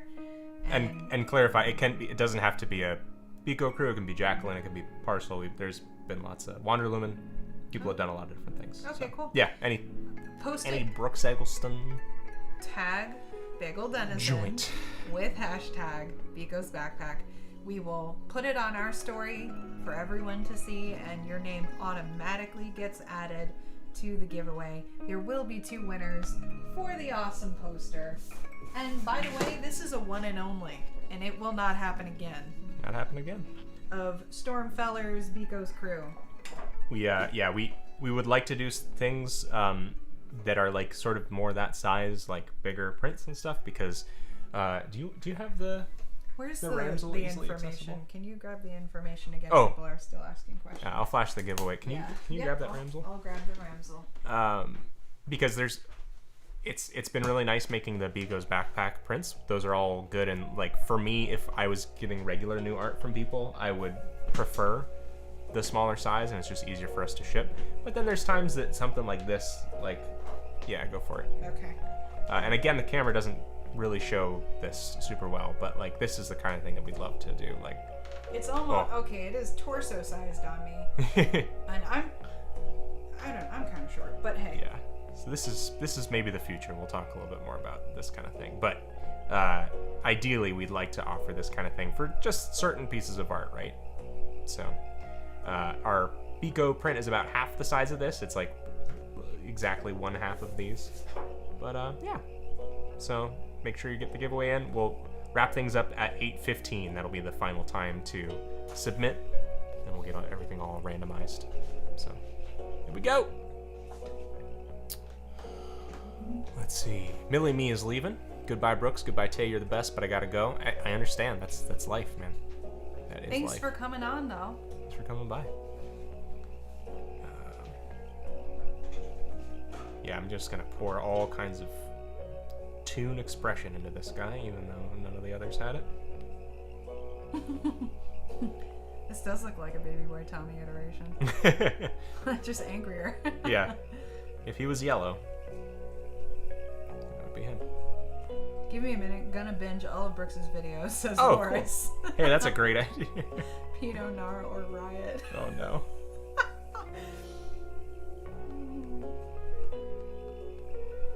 Yep. All right, so we've given him the nose to completely destroy any kind of appeal that was left on the character, so that he's now. Yeah, let's like talk about worst character designs you guys have ever seen on like a popular show. It just goes like Quilver. No, but like watching cartoons growing up, there's always one character that you're just like, ew. Yeah. How did that even pass? Mm-hmm. The dude is so imbalanced. He's ugly. He's horrible. Yeah. Yeah, I mean, there's some designs that like that's intentional, right? They did that on purpose, but then there's others where it's like, who made Peppa Pig? You just. Triggered. Not popular, but Rap City Street Kids, Lyle Devin. Xenoblade 2's character designs, though. Oh yeah, oof. Mm-hmm. So like I was talking to Nick like that. He gave me a hard time when I was like not liking the Peppa Pig designs, and then he apparently recently hit the hornet's nest about Beans from Rango. He just doesn't like Beans from Rango. He's like just doesn't like her design. Oh, Rango's amazing. Rango's great, but he's not a fan, and he's like, can I just not like something? And I was like, I don't know, like a Peppa Pig, and he was like, okay, now I get it. Shoes on the other foot now. This guy's kind of a hummingbird. Video Bird is having a freak out, and I completely agree with the freak out. Teletubbies look so freaking creepy. Why is it for kids? It should be a horror movie. Well, you're not agreed. Wrong. Yeah, not wrong. All the Madagascar movies are really ugly, says Nathan Martinez. Yeah, I can understand that. Can respect. Pickle and Peanut? Pickle and Peanut. No idea what that is. Like, it rings a certain amount of, like, it must be a Nicktoons thing or something, but I have no idea. Yeah. But hey, yeah. Oh, the vacuum gave me nightmares. From Brave Little Toaster? From Brave Little... Oh, no, from Teletubbies, I think. There's a Teletubbies Brave vacuum. Little Toaster gave me so many nightmares. That's okay. trauma. That movie trauma just... across the board. Come on. I look back on some of the movies that we were raised with, and I'm like, what? I remember like watching that on like Toon Disney like late enough at night, and the gif of the gif of the little girl with the teeth that's like that was definitely me watching. That was Brave Little Toaster. You were the original that. Yeah. I have very vivid memories of Mr. Meat's meat traumatizing me. Is that the Is that Adventure Time? Like, no, that was like the puppets on Nickelodeon with the big lips and like ew, Yeah. Yes, gross. No. Yeah, that clown scene in Brave Little Toaster, though. Yeah, Jacob Ford. Oh my gosh! I never thought anyone would say this. That would be illogical. In Brave Little Toaster, the scene where the air conditioner died disturbed me. I will never forget that scene. Nothing has disturbed me more than that scene. Yeah. Agreed. It's like burned in my memory, and it scared the crap out of me. Sorry. Okay, we gotta watch Brave Little Toaster tonight No, after the stream. No, we don't. All right. Yeah. Okay. Can we name this monstrosity over here? Big Mouth sounds familiar. Illumination. So Illumination is like I'm in the same boat with a lot of it. Invader Zim. Jackson does not like Invader Zim. You don't like Me Invader either. Zim. I'm sorry, everyone. I know you're gonna hate me for this, but I do not like Invader Zim. I just don't. I'm down with the INVZ. But okay, we can understand. Hey, this is a judgment-free. I don't like a character design. It's not about bringing your argument to the table of logically what makes it a bad design. I think that's a big thing as artists is we just don't. Some of it we just don't like stuff sometimes, and then we make our own thing as a result. Yeah. There's always an emotion that's connected with bad character design. Yeah. It isn't just like, ew, that's bad. It's something deeply personal. Like, ew, ants! Yeah. Ants, yeah. I'm actually taking Nathan's comment of ants as something he doesn't like, and like just naming this character Ants too. There we go. Cool. All right. Thank you, Nathan. Ultimate phrase about to head out. Sounds good. Thanks for signing on. Teen Titans Go version of the Titans looks like kids. Aren't they supposed to be kids? I guess I don't know enough about Teen Titans Go. But they were supposed to be kids, so if they're not, that's kind of weird. That's iffy to me when they make like they're 18 but they look like a kid. I don't like that.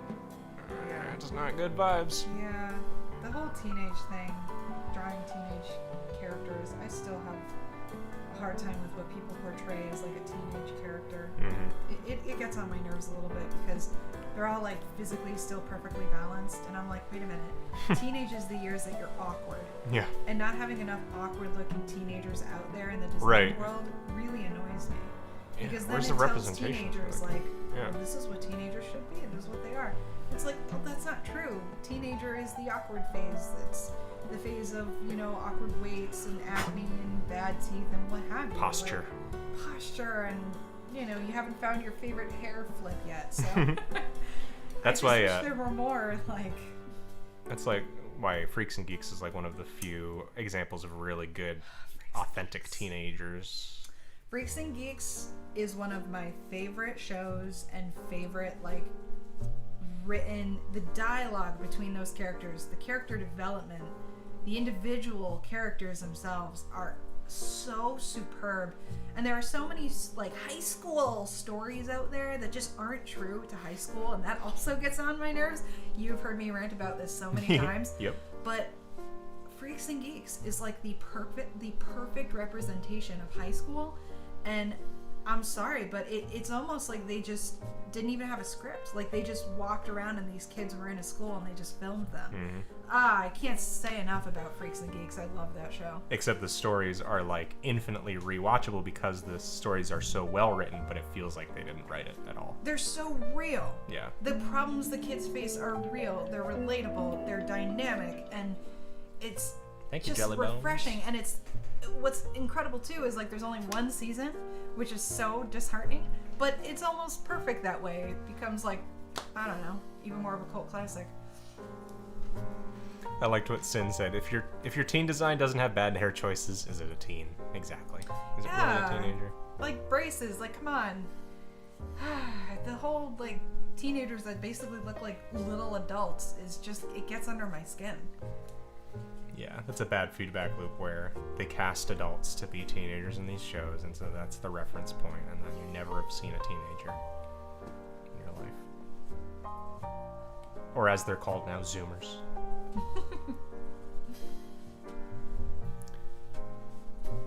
Is his name gonna be Big Brain? You're making a lot of assumptions over there, Jackson. How do you know that's gonna be his brain? It's probably his butt. It's just hair. It's just gonna be hair. Just Hulk. Hulk. Only his brain hulks out. Right. Like, that's his normal size brain. Yeah. But when he's feeling really smart, it hulks out to like triple the size. Angry at math, your brain hulks out. Implications. Not a fan of implications. All right. Yeah. It's this is a great exercise, by the way, for anybody drawing along at home or just ever wanting like to break out of their routine of drawing or wants to draw something while they're answering questions from wonderful people that are watching them on the internet. Just using shapes like this and then forcing them into being faces in some way. It's a nice thing to do. Here, I think it's hard to resolve this head, you know, but we're gonna do it anyway. He's kind of Megamind-ish. Have you seen Megamind? No. This?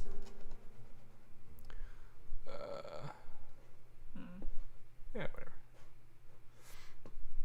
Yeah, you can show it.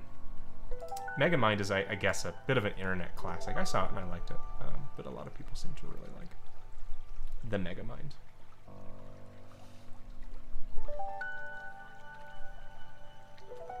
How many story drafts? Okay, from Nathan Martinez. You've had some great questions, Nathan Martinez.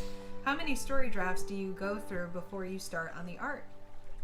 Oh, me? Oh, that is a constant back and forth, I think. I feel like for me, I'm so art first with everything that I maybe go through the...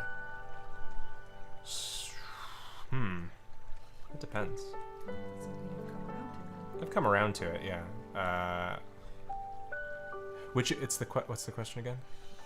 How many story drafts do you go through before you start on the art? Oh, right. I mean, I've done things like I've gone all the way through like drawing 75% of a comic like Parcel, and then I just kind of start completely over because I feel like I need to. But generally, like that's sort of a fail faster mindset. Is like the more you can pump out and realize that it's wrong, the better the final product is going to be, instead of just sticking with something because of the sunk cost, right? I would say in general, I go through, I don't know, it depends on the story, like 3 or 4 drafts of something before I have a final product that I go with. I draw so many of these old men with George Costanza hairlines. They're all just like, boop, done. Hair's done. All right. Yeah. Any other people? I feel offended by this question. Tay, as a writer, what do you think of the classic B movie? Well, have you seen B movie? I deny that it's a movie. Oh, okay. I deny that it exists. Have you watched it? All right. Have you watched it? She adds Caleb. Got a dip. Thanks for the kind words and support. I'll keep an eye out for future streams. Whip dab need. He's on the chat in the most super way possible. All right. We love you, Dukes. Stay frosty. Hairline circa 2021. Oh, Matt. Oh, no. There's no Tooth Fairy, there's no Easter Bunny, and there's no Queen of England.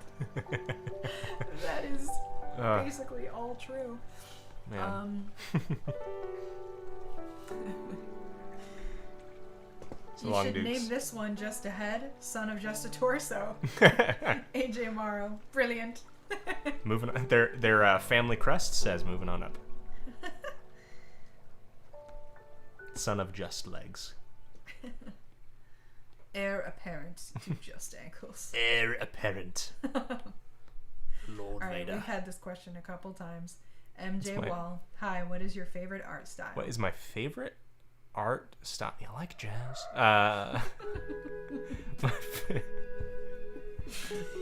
Matt's like hopping between both chats. He's like, let me mess him up. My favorite art style? That's a really good question. I think, okay, for real, like, I'm gonna like short answer like the Crash 4 art style. So there's a little bit of like volume to a 3D model, but it isn't super lost in hyperrealism, and there's still that level of like tooniness, of color, of even if you want like sort of like painterly vibes that you can mix into that, those kind of graphic shapes, but that still have volume. By the way, if in case you missed it at the beginning, Tay got me this great shirt the other day of Kermit doing that, and so I have to wear it. I hope that answers the question. I hope everyone leaves the stream now to watch the Crash trailer again to understand what I'm talking about. No, don't leave. We still have time.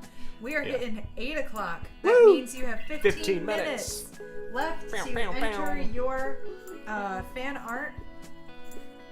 I thought Hannah answered the fan art. I think so too. And be sure to tag @BagelDenizen on Instagram or Twitter. Mm-hmm. Yeah, let me check Twitter. Post your art with #Biko's backpack.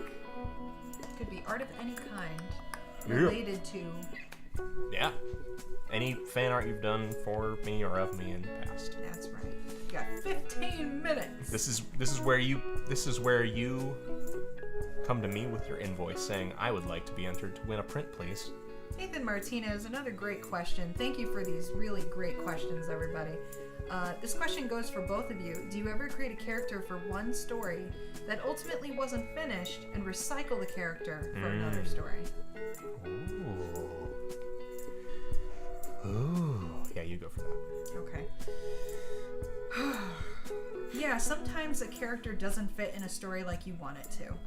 And you just sort of keep, like, I know I say you and I mean me. You keep trying to cram it in and cram him in and cram him in, and he just does not fit. So save him for another one to see if he fits there, or just file him away for an entirely different story of his own one day. Yeah, I'm definitely guilty. Yeah. Best example I can come up. I mean, I do like to sort of find a place for characters eventually. So for example, like, and maybe, down the line it is its own story, but the timekeeper from Parcel started out with his own sort of story, which was all about like time was being erased backwards, and so he could jump around in time, but ultimately, years were being deleted backwards, kind of thing. And he was like a very different character. Like, he was a much more active protagonist type character. So he stayed a timekeeper, and a lot of the visual cues are still there, but now he functions very differently in another character's story. Hey, your followers have climbed quite a bit. Hey, 6,200. Thank you guys very much for anyone who has joined, followed Brooks on Instagram. The closer we get to what? You want to type out the Instagram in the? Oh, here. Sorry, I should say it out loud. Yeah, we'll hit the link in the chat for Instagram if you want to follow on Instagram. What am I typing? I'm sorry. No, it's okay. I really did. So Instagram.com/BagelDenizen. Okay. I'm sorry, I ruined your. I'm so sorry. Bagel Denizen. Okay, there we go. Give him a follow. And the closer we get to 10,000, the more that we can do on Instagram. Okay, I think I missed a question.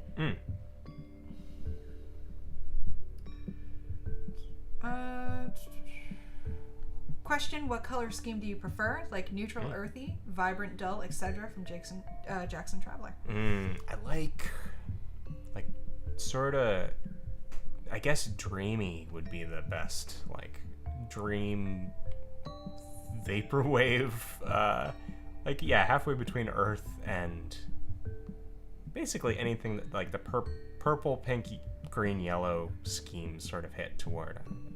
I do like the earthy, but I think in general, some amount of like ethereal, dreamy. What about you? I think that encompasses you. Yeah. No, I think that question is just for you. However, I want you to answer it. That would be illogical. I see a pretty interesting conversation happening here. That would be illogical. How do I know if what I'm writing is any good when feedback is hard to come by?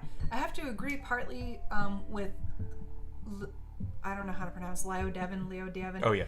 I'd suggest getting somebody to read your story, mark it up with post-it notes. Definitely. If you can get someone to read your story, that is definitely one way to tell if your story is any good. However, the other major way is just read a lot. read. Read inside your genre, read outside of your genre. Read something you would never read. The more you read, the more you see what works in fiction and what doesn't, and what you can get away with and what you can't get away with. And you start to sense and get a better feel for speaking to the reader. So those are just 2 suggestions that I would throw out there. Nice. Anybody want to name our big brain man here? And just some ground rules. You cannot name him Travis Scott McDonald's meal. You cannot. That cannot be. Or Ben Schwartz McDonald's. Copyright. Oh, I did get the pronunciation right. Okay, thank you. How do I send in sketches like the one on screen? Send in sketches? Oh, subscriber sketch. Yeah, so you request, if you are a subscriber over on Twitch, just tell me what...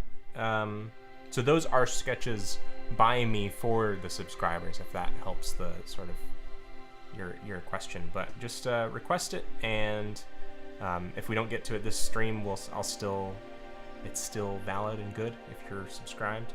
Just tell me what character you'd like me to draw, and if it's a good fit, we'll add it to that scrolling series of images there. Art Vandalay. Art Vandalay. Thank you, Smokin' Joe. Thank you so much. Thank you.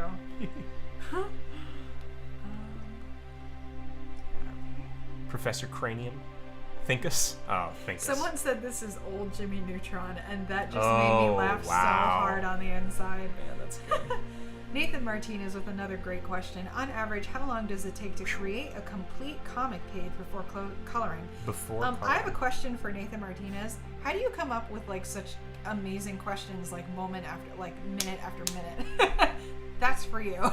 Now for you. He's been sitting there since like Friday, like after the last stream ended. He's got all his questions right. It depends on the complexity of the page. I would definitely say that a comic page takes at least a day to do, like 8 hours worth of work probably before coloring. Yeah, for sure. And it depends on like if you had everything sort of planned before you got to it, or if you're including all of the pre-production and writing time in that as well. Yeah, I have not seen any new. I know some people are putting, but I'm not seeing it on here. So it might be New art, you're saying? Yeah, some people are posting art. They're saying, "Did you get my art? They're not sure." So. Who is saying that? It's backed up. Oh, okay. But it might be on Twitter. It might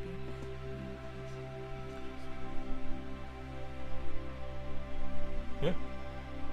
I've got most of all the names in a list so far, so we'll get to that in just a couple minutes. Down to the wire.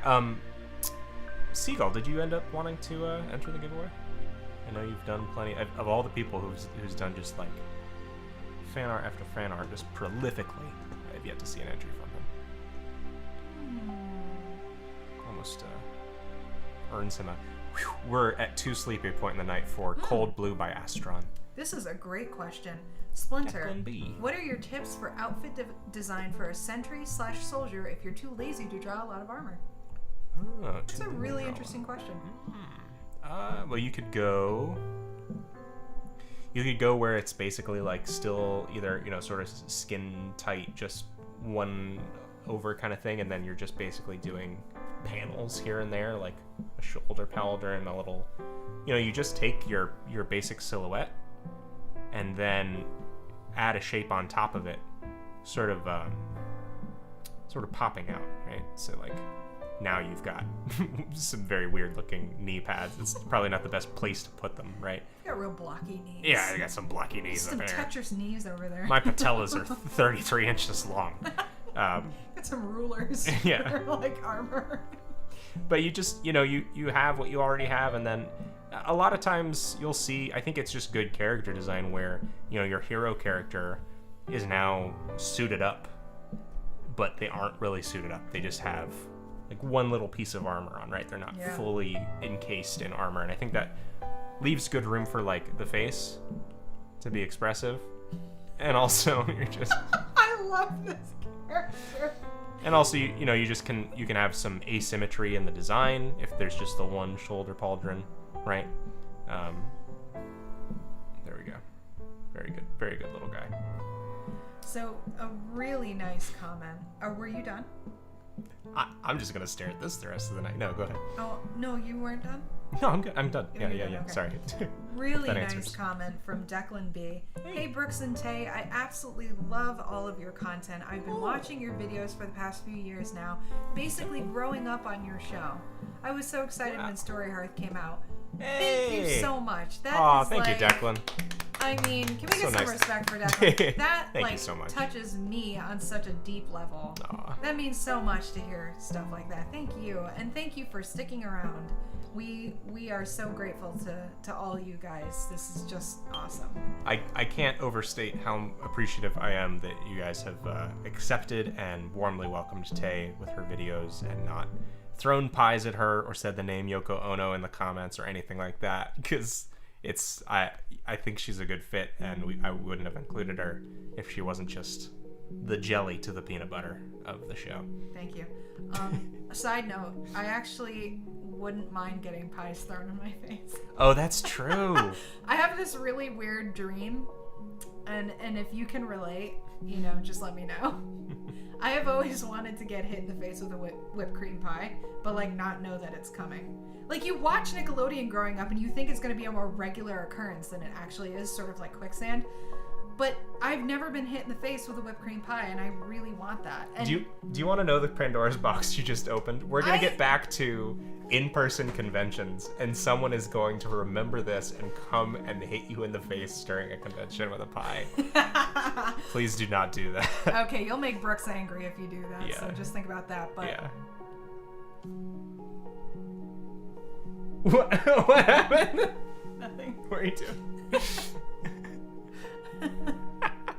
Wholesome chat. Here's a pie.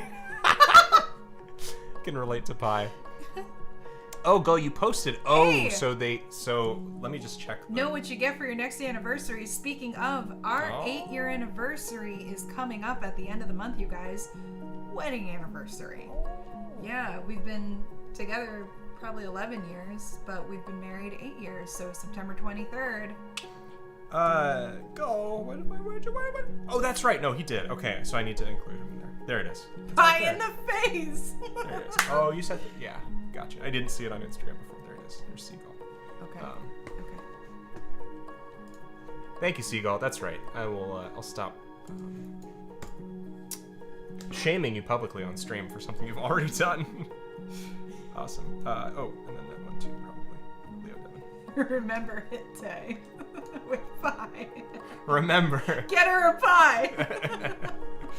uh, What kind of pie you like? No reason. some ladies like diamond rings. You know what's so funny though is I have so many food allergies, I can't eat any pies at all. Whipped cream, in general, pies. So, I don't know. Hit me in the face with a pie and then I'll die, but I will have died doing what I loved, which is being hit in the face with a pie.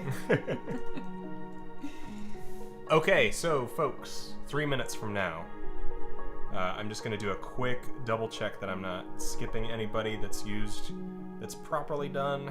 Be sure to use in your drawings Biko's backpack. hashtag Biko's backpack. I am writing it in the chat right now. And tag Bagel Bagel Denizen in your pictures so that we do not miss you, and you get a chance to win a sweet poster. I really like and appreciate your voice mode that is the Announcer. the school lunch cafeteria announcer of please kids, please stop inserting glass into other students' lunches. Oh, you Thank mean you. Oh man, oh my gosh, my brain is so dead. Yeah, like that. No, it's the protein. Folks, when you stream, you lose the brain proteins so fast. Principal Skinner. Yeah. Yes, I love his voice so much. Yeah. So this is a boat swan. Okay, this is another great question. Swan boat. From Nathan Martinez. You're on a roll, buddy. This is for both of you. How do you decide which elements of a story to discard if the story is too complicated or bloated? always, always, always ask yourself if it relates to the plot. Does it relate to the plot? Is it going to encourage character development? If it doesn't do either of those things, it is fluff. This is actually something that I talked about in the video, character origin stories, but it relates on many levels to plot in and of itself. But yeah. No, go ahead. Sorry.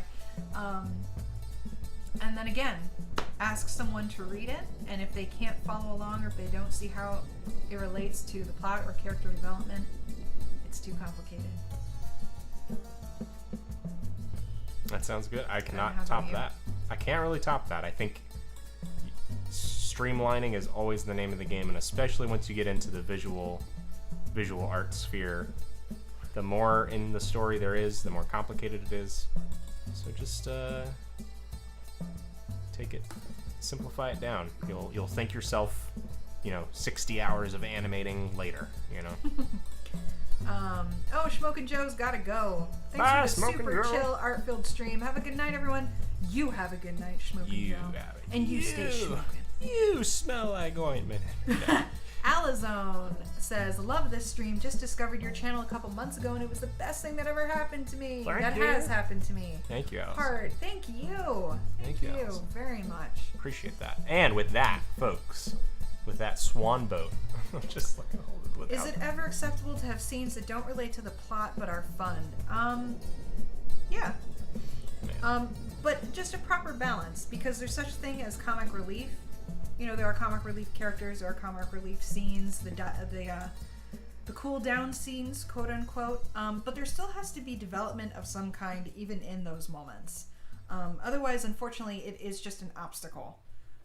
So just consider that. Even if there's some small segment of progression somewhere in character development or in plot development, as long as it's fulfilling one of those two things, then yeah, definitely. So let me see. I think if I can do just cam again, we're back to this. Oh, that is a lot of me. That's a lot of both of us. All right, folks. So we have arrived at our giveaway time. Arrived at the giveaway. So we have a couple of names in here. We've got the following folks are entered. All right. So how about so from speak Friday? now. Do we have Friday's entrance? Yeah, I've got everybody. You've got everybody. Everybody's in okay. there. All right. So. Envy Draws, Gabriel, Matt Young, Teromini, Marta Kim, Tertyke, Azure Phoenix, Leo Devon, and Seagull. You are now all in the randomized list. Thank you very much. We're going to hit randomized. Moonstar Stories, unfortunately, to be a part of the giveaway, you do have to either repost old fan art or do fan art in order to be entered into the giveaway. Yeah, sorry about that, Moonstar. Sorry about that. Yeah. Okay, so we're about to hit go, and what's going to happen is it's random.org. It's a list randomizer. So we're going to give away the print to the number 1 person and the number 2 person. So we're not going to hit random twice. It's just going to be number 1, number 2. Just so you know. I know anytime I know with giveaways and stuff, people get like it's serious stuff. All right, so we're hitting randomize. No amount of the info going into this affects it in any way. Here we go. There. All right, number 1 is MV Draws, and number 2 is Marta Kiem. You two will be receiving your prints, and we'll reach out to you via DM for the address info for shipping. Congratulations! Congratulations! Expect this in the mail. Now go buy yourself a gigantic frame to go with this. Or some sticky tack. Congrats, guys! Yay! And thank you to everybody who entered. And prints and Stormfellers in general are not going away in any capacity. So appreciate y'all. Thanks for being a part of the giveaway. That was fun. Thank you guys. Thank you for stuff. participating. That's good stuff. Yes, and thank you for the retweet. That is appreciated. Yes, thank you. Rules are rules, unfortunately. Sorry about that. And we try as hard as possible to make it like explicitly clear what the rules are, so you don't, it's a negative experience to feel like you didn't know what was going on. But the stream is still going. Though, yeah, by the way, going, we still have a lot of people like, is it still going? The stream is still going for at least another 45 minutes. 45 minutes. Yeah, we officially were saying 9 o'clock closing time, but yeah, if you can see the art people did, if you follow Brooks on Instagram, it did get reposted to his story. Mm-hmm. And if you check the hashtag Biko's Backpack, Yes, You can see all check the art there. hashtag Biko's Backpack and you will see all the art. On Instagram. But I will do a quick refresher right now of those who did post some art. I will do that right now just for fun and because you guys are great. By the way, in case those first 2 people, we can't get in touch with them, or they would rather not get the print or aren't feel comfortable with their shipping address or something like that, number 3 was Seagull, and number 4 is Taro Maini. So in any case, backups, you guys were 3 and 4 in that random list. It's not a contest, not a race, not a competition. So here is just one special shout out. I am showing some art that was posted for the giveaway by Matt Young Art on Instagram. Woo! Hopefully you guys can see this really awesome fan art of Quilver and Glengor. Yeah, speaking of Crash, this reminds me of the Crash Twin Sanity concept art. Very graphic, toony stuff. It's cool stuff. Here's one by Jaden Bricker of Parcel, which is also really cool. I'm loving this. A lot of fun. I love the colors, how she's coming out of the time warp. Pretty sweet. Here is another of Seagull, from Seagull, of Glengor, like a sketch, like a hand-drawn sketch. Glang 4. Pretty stinking legit. Actually, just click his name. Okay. And look at all of the Biko's crew stuff. Well, he's just done so many sketches, but if you keep going, there's a ton of Biko, and yeah, you're missing it. Wow, is that you? That's him in my style. There's Koji, there's all kinds of stuff. Wow, look at that! Yeah. Look at this Koji by Seagull, that's incredible! That is really nice. Okay, great. Yeah, very nice. And then we have from Marta Kim. Sorry. No. Acius, that is sweet. We missed AJ. We just missed AJ, who wrote Biko's Backpack Watermelon Collie, and he posted it maybe like within a few minutes after the. Oh man, we'll still add it to our. Thanks, man. Let's see. The Peppa what?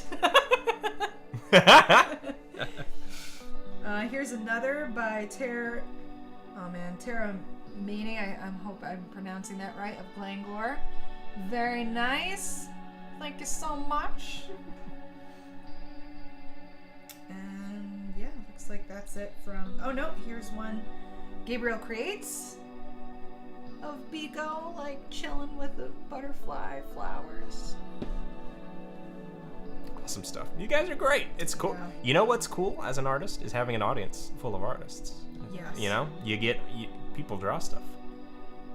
Thank goodness I'm not running an accountant channel on YouTube, because the fan art would be I'm trying to think of good math words and I can't. Oh, we're back on this music, man. It's absolutely killing me. Is it Christmas? No, it's just the YouTube audio library. Let's see what else the YouTube audio. So once again, for anybody else, we're using music that is absolutely not going to get flagged by YouTube. The problem is it's not very good, and it's not what we usually have. But the mood of Bright, we're gonna keep in line there. Sorry, Matt, you did just miss the giveaway winner, but we will repeat it. It is MV Draws and... Oh, sorry, yeah, random.org up there. Where? And Marta Kiam was the... It is MV Draws and Marta Kiam are the 2 winners. Matt does stuff. Don't ever leave again. Poor Matt is like moderating for years, and then we're like, don't you ever take a break ever again. My favorite channel, Money Accounting Forge. Yeah, that's my new accounting side channel. I've been known to do my taxes once.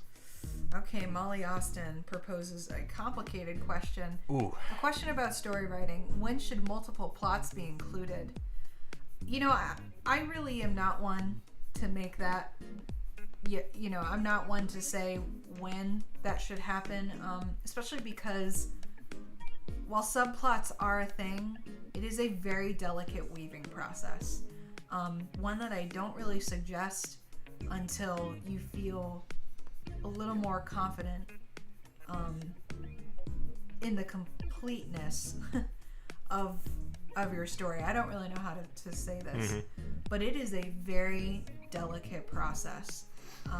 And I would highly suggest just stick to one right now. Stick to one solid plot for as many stories as you can, and when you start feeling like you can weave those subplots in better and better, then go for it. But what were you gonna say?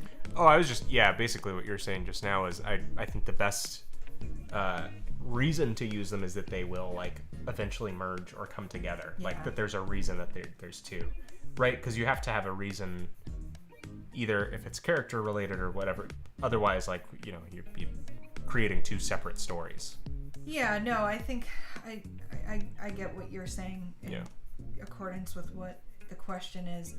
Okay. I think what it is I view subplots and all of the different B, C, and D plots as just character development opportunities. Mm-hmm. Character individual stories that connect to the main plot. I think that's mentally how I see it. But yeah, totally. Sorry, I'm answering. I just discovered that the royalty-free YouTube library. Do you have advice for artists starting on YouTube? Honestly, I'm not sure about YouTube. Like I would say try and don't allow the YouTube stuff to interfere with the artwork. I would say, like, don't get so caught up in the video making aspect of things that you sort of stall or halt your progress. Make it an extension of your art process. I'm doing suits again. This is such a default for me. Is like suits and old men. So Rainbow Sculptor asks, sorry for the somewhat serious question on such a chill stream, but I draw/paint traditionally and professionally sculpt digitally, but I really struggle with drawing digitally. Any tips for switching drawing mediums? Also, not too serious a question. We love like legit questions like that. Oh yeah. Don't let the fact that we're making constant McDonald's meal jokes distract you. So you honestly, I mean, if you're already a digital sculptor, was that right? Digital sculptor? Yeah, it says, I draw paint traditionally and professionally sculpt digitally. Yeah. But I really struggle with drawing digitally. Any tips for switching drawing mediums? I mean, it might be a question of finding tools that you are comfortable with, just the same way that with traditional. And maybe the solution to that is, like, say with Procreate, it's like the Max packs, which are very traditionally aimed or like fit in that same slot very well. If it's the kind of the same as like if someone is going from digital and is used to like this little perfect pixel circle, they might struggle with paint. I think in the other direction, it's like the kind of thing where you're not really comfortable with it. So you can adapt your same traditional process to digital, but maybe hunt around for the best sort of brush solution for you and play with the different ways of creating things. You don't have to adapt exactly the same. Just kind of experiment. Otherwise, make sure you're, it's all to do with comfort. So you don't have to like bear with something you stay uncomfortable with, if that makes sense. Move around. When do y'all stream again? I want to drop on by again. Tips and chill. Jackson Traveler. Well, definitely like next virtual booth. We'll do another virtual booth.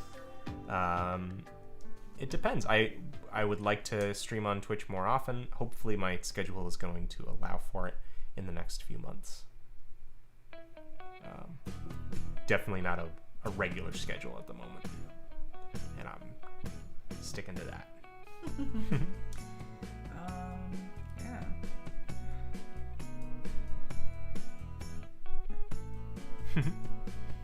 Let's see.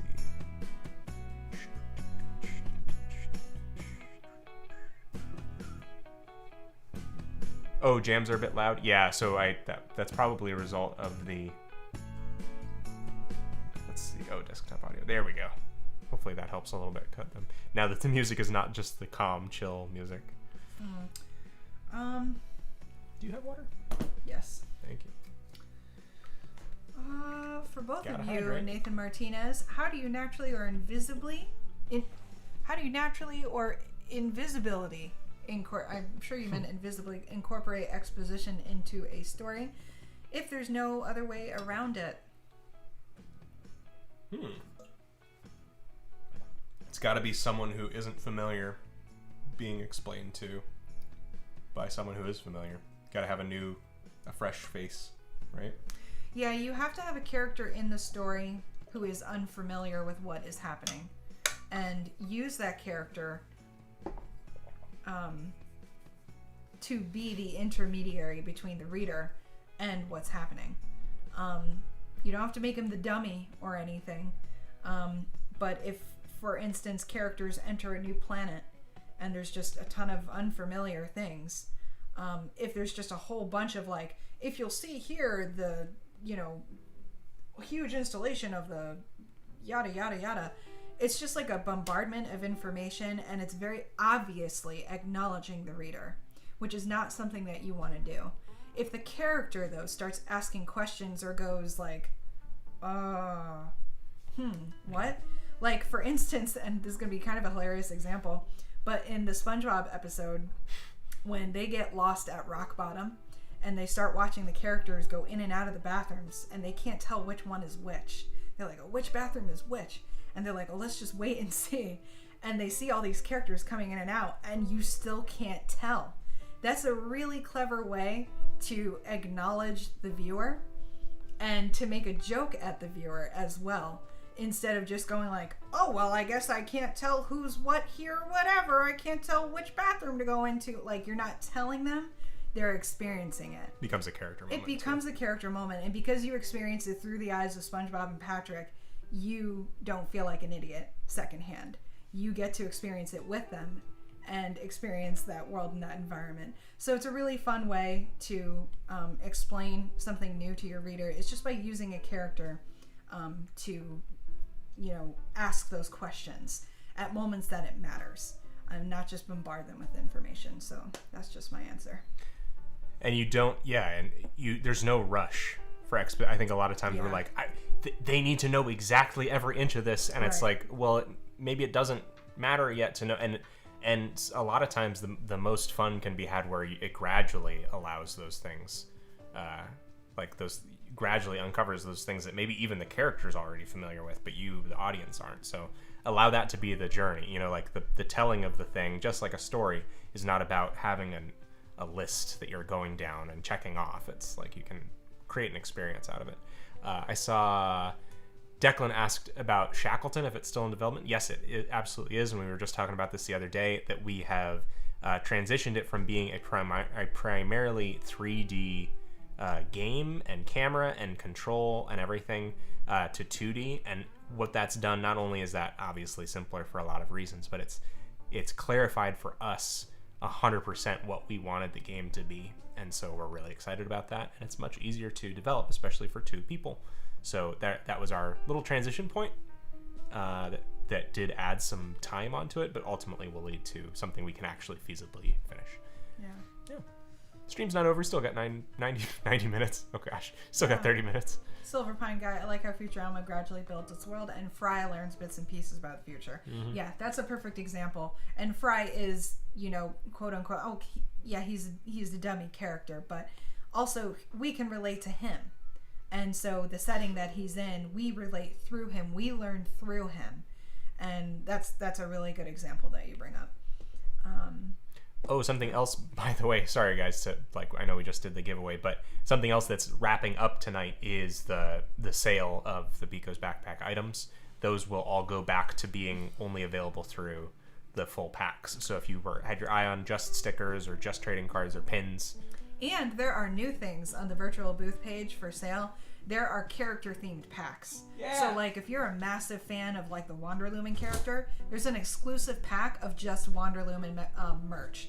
Or if you're a big fan of Parcel, just Parcel merch. Jacqueline, just Jacqueline merch. So those are brand new backpack packs that you can buy only through the sale, only through this week, through today. I'm making a terrible mistake by picking this thing up and hopefully ruin my whole whatever.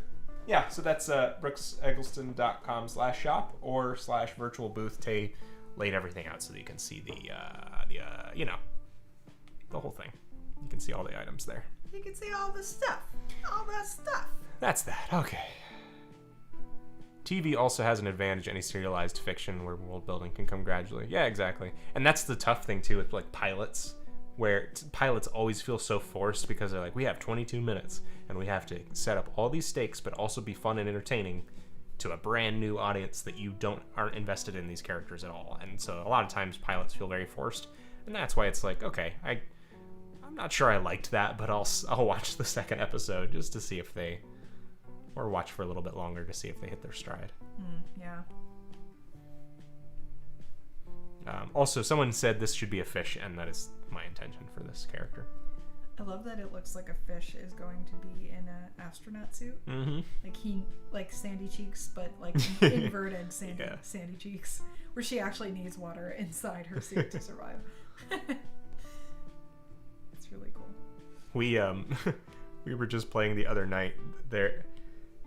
I'm such a 3D platformer fan that they released this Battle for Bikini Bottom remake of an old GameCube game, and it was cool. Like, it looks nice. There's some cool colors. It's still like definitely like, unless you grew up with it, it's definitely a kid's experience for sure. But it was fun.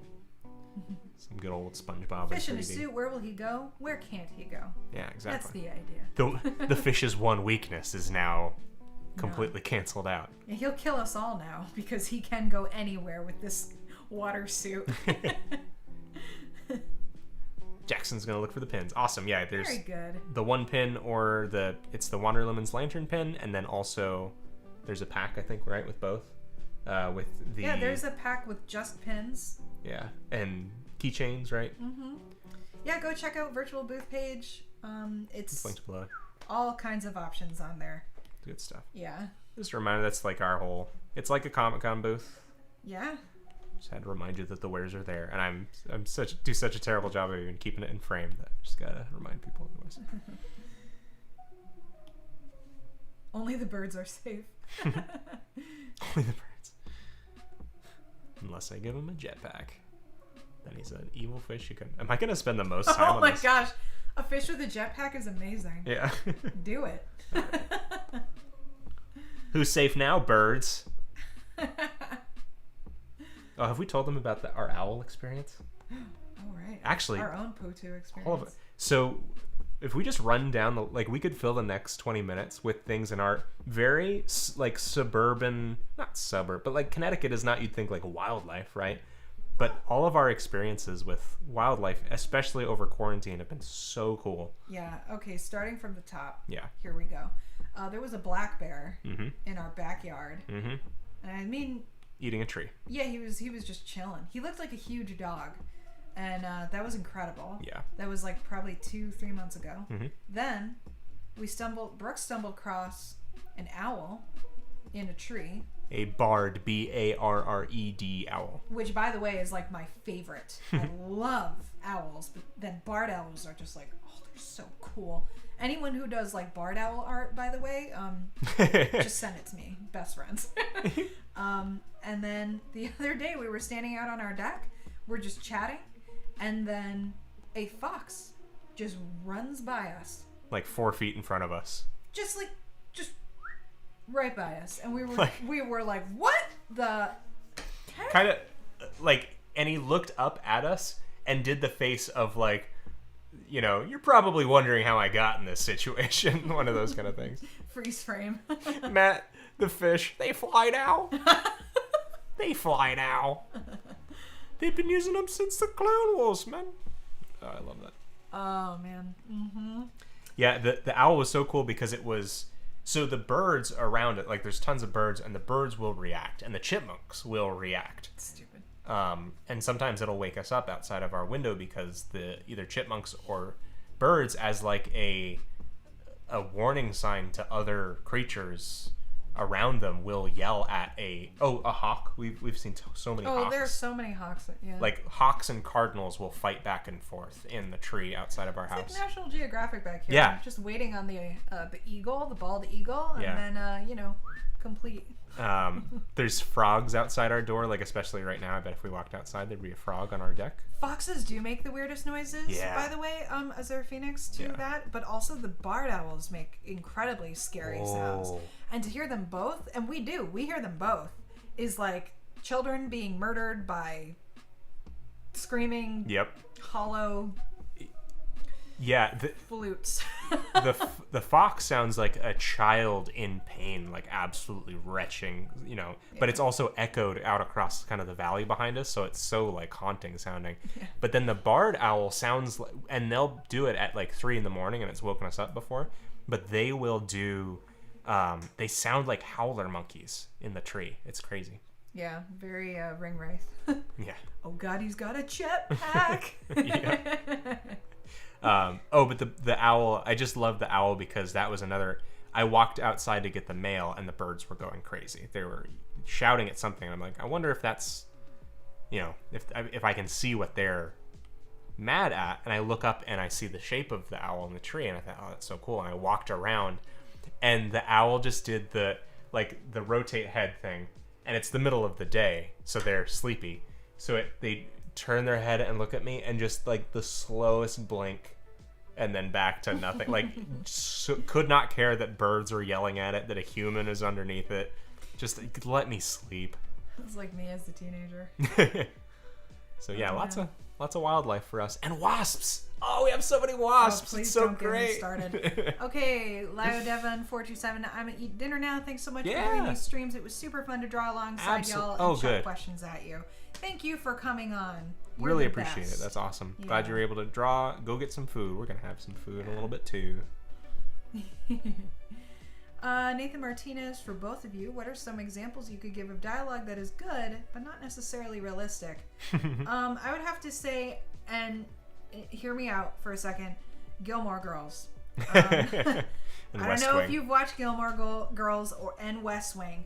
Excellent dialogue. Not for everyone, probably. Not for everyone. Yeah. Witty, but not at all realistic. Just no one talks like that.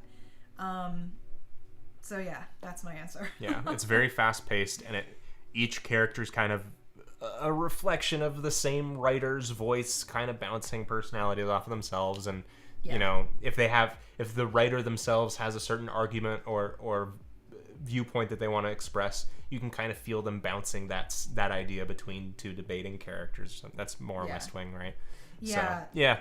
The tricky part with that too is you're not getting unique dialogue. Right. Like, the point with dialogue too in writing is you have to be able to identify the character even if the writer doesn't say who it is. Now, you should say who it is, but the point is made. If they all sound the same, they're all saying the same quirky line, or they're all kind of having the same hiccup in their sentence, there's no real way to tell who's talking. And the voice, quote unquote, the dialogue has to have a personality, just as much as the character is an individual person and personality. So dialogue has to be a reflection of the uniqueness of the character too. And that's where, like, Gilmore Girls, West Wing, unfortunately sometimes can be a little bit like, if you closed your eyes, they kind of all sound the same. Ham-fisted sometimes. Or if you just read the script and didn't know who was talking, they're all so witty. It's just like, right. Okay, so who's talking? Yeah, this teenage girl in the year 2002 definitely has like a strong understanding on like 60s and 70s minutia. Sure. Yeah. Sure. It's very like, okay, no one talks like that. And this is another reason why I loved Freaks and Geeks. I am going back to Freaks and Geeks, and no one commented on Freaks and Geeks, and I'm really sad about that. Oh, Freaks and Geeks is like, the dialogue is amazing. Especially if you're writing young characters, and maybe it's not something you're familiar with or whatever, but I'm sure all of you are young, so you're familiar with it. Boris loves West Wing. He's our West Wing friend. It's true. But Freaks and Geeks talk about like original dialogue that just emphasizes the individuality of each character. Yeah. So if you haven't watched Freaks and Geeks, please go watch it. It's amazing. I would say another example of dialogue that I'm kind of like a sucker for, even though it's not good, is like, and I don't have a good enough like specific example. I guess Transformers, the old animated shows, not like the movies, not like the Michael Bay movies, but like anytime it's just like super cheesy, Starscream, Megatron going back and forth, that kind of stuff. Like very, like if it's a piece of dialogue that is just super over melodramatic and is designed to just be an insult to someone else or something like that, but it just doesn't fit at all. But it's like somehow we're like having a random rap battle in the middle of a animated show kind of thing. That's the kind of thing that I you're the man now, dog. Silver Pine guy, this is a really great point you bring out. I've seen people role play as the character and do different voices to try and make them feel different. That is a brilliant tactic, and I will never poo-poo anyone acting out their characters, because whatever it takes to make your story great, do it. So great suggestion. Yeah, Dennis said that the chill owl is the same at the zoo. That's the thing, is that same owl that's like trying to nap in our sleep will then at 2 a.m. be like, the system is down. The system is down. He plays Crab Rave in our window. Oh, that's what I really want to do is the cheat. I want to draw the cheat at some point. Maybe not tonight. The cheat. You can make one of these guys the cheat. 12 Angry Men. That's a great movie. Yeah. Right. Yeah. I think that's a really good, like, the thing about dialogue is that there is always good talking. Even if it isn't a plot point, it's always a fight or a balance or a need of some goal to be reached by the scene. Even if it's just, oh, we learned that their wife died or something like that, right? Like, oh, wow. Like, that's the eventual thing that happens from it. Talking back and forth needs to have a point. Whereas Tay and I, our conversation day to day in quarantine isn't a good story, because it's just like, oh, did you take the garbage out? Oh, what do you want for dinner? Like, that's not actual dialogue. That's just talking, right? But like something with a point and a purpose to it is dialogue. You know? Well, actually, now not to just go against what you just said. Go ahead. Dialogue does have to have a motivating faction to it. It does have to motivate the plot, motivate the characters. But honestly, there is a lot of depth in just the everyday talk. Yeah. There is a lot of relationship building in just the everyday talk. And actually, the everyday talk is a really good time to actually spice things up a little bit. There's something called on-the-nose dialogue, which is basically when one character says a question and the other character says the exact answer you're thinking. And it's just a lot of like back and forth, pretty on the nose, right? So this is a perfect time to sort of showcase what a character is feeling emotionally in this dialogue of everyday talk. So if they don't say an on-the-nose response, it could be very revealing of an emotion that they're feeling at that point. And that says everything. The reader catches that. And I know sometimes it's hard as writers to think that we're being too subtle, the reader isn't going to get it.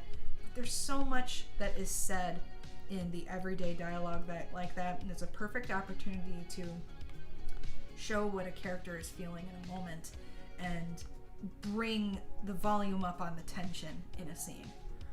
So sometimes that can be good. You gotta have what's called a rat-a-tat. Ryan, get up here. Oh my gosh. Some of the best writing in animation and TV right now is the show Bluey. That's so true. We love the show Bluey. We love that show. Bluey. Thank you, Declan. Yeah. Oh, I had to scream that for a second. You gotta have what's called a rat-a-tat. Ryan, get up here. It's all rat and no tat. Why don't you ask my therapist? My mom sure pays her enough. There you go! Hello, nice stream. I'm currently struggling with making a group of characters look distinct with shape language, but realistic and not cartoonish. They are all humans on top of that, says Roberto. Well, you gotta go to costume and hair, the things that you can change shape for. Yeah. Color, neatness, all kinds of things in fashion, right? That we use to mask ourselves, hide ourselves, show something off about ourselves, take a stand. That's all ways you can do that. Yeah. That's, movies, live action stuff constantly deals with not being able to change the human bodies beyond what the cast is, right? So it's all costume design and hair, if you can.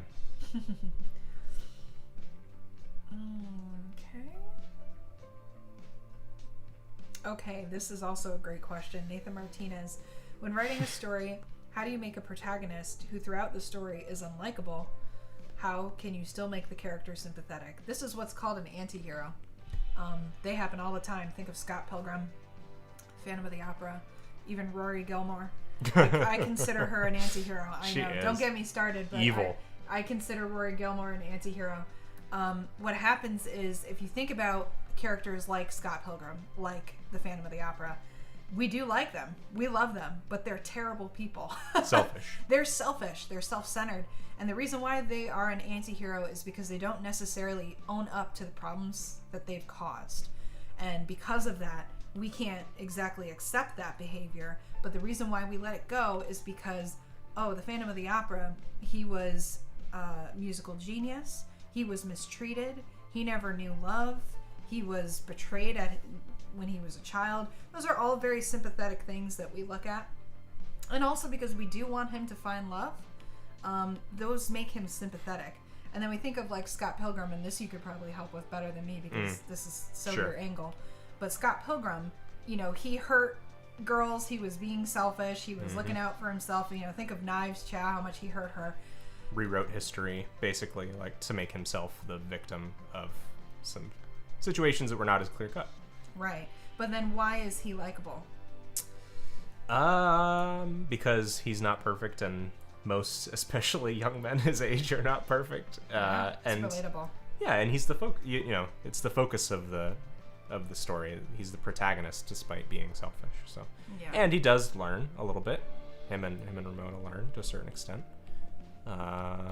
He learns about himself from someone doing the same things that he did to other people did to him.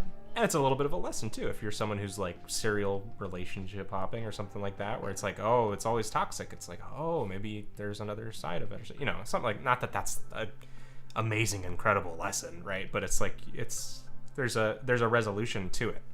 Yeah. Where he was predominantly selfish throughout the story, but then it changes. Yeah, and that's the key with characters that are unlikable is having something sympathetic about them, showing something that makes them human and relatable in some fashion, where it doesn't necessarily excuse their behavior, and we don't make that behavior okay in our heads. They could be murderers, killers, what have you. But something sympathetic or relatable can often offset the hatred or loathing that character could foster. And all you need is a character worse or more selfish than them to be the villain. Yeah, exactly. yeah, exactly. He also has a sweet sword, and so exactly. Awesome. Scott earned the power of self-respect. That's it. That's what I was trying to think of. His pupil is way too big. We need this to be a very scared fish. Bluey is on Disney Plus. Disney Plus. It's an Australian show. Yeah, you know. No, go ahead. I'm sorry. No, you're on. I keep talking over you. No, I keep talking. Gosh over dang you. it. Gosh dang it. Ah. Sorry, guys. We're not usually like this. Splinter. Yeah, because we're not usually being filmed in front of people live. Splinter. How do you give your characters dialogue enough world explanation when it's at the very beginning without getting too preachy or flooding the reader with too much information up front? Oh. Think about everyday circumstances that you face. When your mom says to you, hey, can you take out the trash? That's an example of everyday life, right? When you think about, hey, I'm going to hit up the supermarket and grab some orange juice. That's everyday life. Those are things that we take for granted as being everyday things that we all know. Take those very same scenarios and place them in your world. Replace orange juice with Bantha milk. Bantha milk, exactly. See how you can show the reader or your audience, however you choose to share your story, give them similar scenarios so that they can relate and go, okay, this is this character's world in everyday life. You don't have to hit them with like a million world-building words and lore because that's, that is too much at the beginning. But just show what their everyday routine is like. When you say, okay, I'm going to school, your parents understand where you're going. Your friends understand where you're going. But now replace that with this world, whatever it is your character does, and show that everyday life just the same way that you would in an average setting in your own life. And that is a really natural, unburdensome way to show the reader what this world is like and what we can expect from this story. So that's just my 2 cents on that. That's awesome, Gull. I'm glad. Yeah, sometimes you just gotta do that. You gotta get in the sketchbook. Break on out.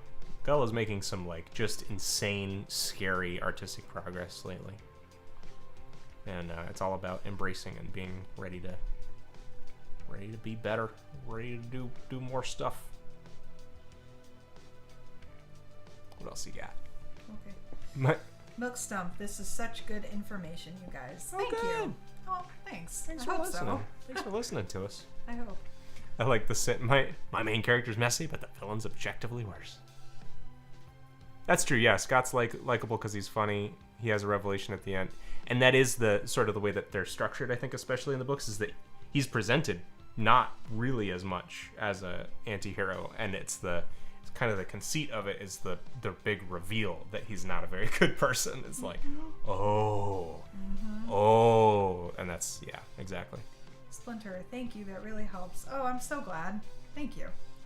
Great. So I'm working on a comic. Enzoplasm says, I'm working on a comic, and an issue I'm having with dialogue is trying to fit in too much of it.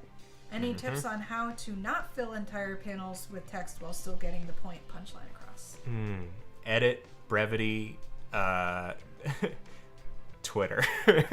Because I honestly, like, I felt this symbiotic relationship between, not that I am this great Twitter user prolifically, but like using the 140 characters when it was 140 characters and then going back to comics and like trying to, write in a way so that the bubbles look nice. Like, it was very symbiotic that you can go back and forth. So you have to edit and see, like, how do I say the same thing in less? It's kind of like what I'm doing here, where you have your sketch, right? And so this was all of these drawings I started with more broad, vague strokes, right? And then I went down to these lower details. But you can kind of go in the other direction, right? You can say, okay, I see all of these shapes. I'm just going to average them a little bit, and I'm going to lose something from it, but the same shape is there. So you have to be decisive and see if you can show something instead of saying it. Yeah. Oh, you're welcome, Gull. Just in line with the show not tell theory, that's a delicate balance, by the way. I know we hear that often as writers, show don't tell, but you have to strike a delicate balance there. One thing to keep in mind with that is show emotion, tell feelings. That is really the defining factor of with story. Don't tell us she was sad. Show us her lip trembled and her eyes burned as she, tried to keep her tears at bay, that kind of thing. And then showing emotion will bring the reader closer to the characters to understand their reactions better. So that's just something to keep in mind with show don't tell. Yeah. We finally got a really nice, good game soundtrack Kirby-ish song on the YouTube library. It's a good thing to close on, I guess. I think our fish is done. Yeah, it's a really cool fish. You took too long. Now your fish is done. I wonder That's what sounds happened. he would make if he was like a bass mounted on a wall. Hey, we got 2 minutes left before we are done. Yeah, we're wrapping the stream up. Yeah. This would be the big mouth Billy Bass that sings Major Tom, Ground Control to Major Tom. That's good. I like that. No one is safe with this fish around. Hey, we got one more shape to do, right? Let's finish. This one's done. This one's a... Gull2 says, thank you for your words, Brooks. You made my day. Oh, dude. He says again, thank you with 1,000,000 exclamation points. You're welcome. Good attitude toward learning is always something that I respond well to, I guess, All right, our last little guy. Let's see what I can do in 2 minutes. And he's going to largely retain some of these same silhouettes. Thank you so much to you, Tay, for sitting here for all this and responding and helping and for drawing the entire time and making it happen, bro. Boyfriend. Well, thank you guys all so much. We had an amazing time with you guys. You guys are just awesome. Man, we get such a high off of this. You guys are just fantastic. And I gotta say, like, for a stream on the internet to potentially a large amount of people, the amount or the complete lack sometimes of trolls or spam or anything is very, very refreshing, and just shows that we've curated a good group of folks here on the internet. No, not patch of internet. goodbyes. Thanks for all the tips. It will help with all of storytelling. Jackson Traveler, thank you for your helpful insight. Looking forward to more in the future. Molly Austin. Declan B, thank you both so much. You're both so awesome. Nathan Martinez, thanks for putting up with all my questions. Dude, you were awesome. Really. Yeah, you kept it going. Thank you. Dude. Heck yeah. Carrying the stream on your back. Yeah, for real. Thank you for your awesome questions. This feels like the Who's Line, read the credits off. Like, all right. Yeah. Thank you, Declan. Tay, you've been a superstar. Sin, She has. you've been a superstar. That's true. You cracked me up so much. Thank you for all of this. Artists are good people. Absolutely true. You guys rock. No, you guys rock. I keep looking at the microphone. What is wrong with me? You guys rock. You guys rock. You guys rock. You rock. If it means anything, I'd love to be a patron, but it really is impossible for me. Thanks for the stream. No worries. I understand. Hey, you're here. Yep. That matters too. Yep. Thank you so much for the stream. Take care. Thank you guys. You guys are awesome.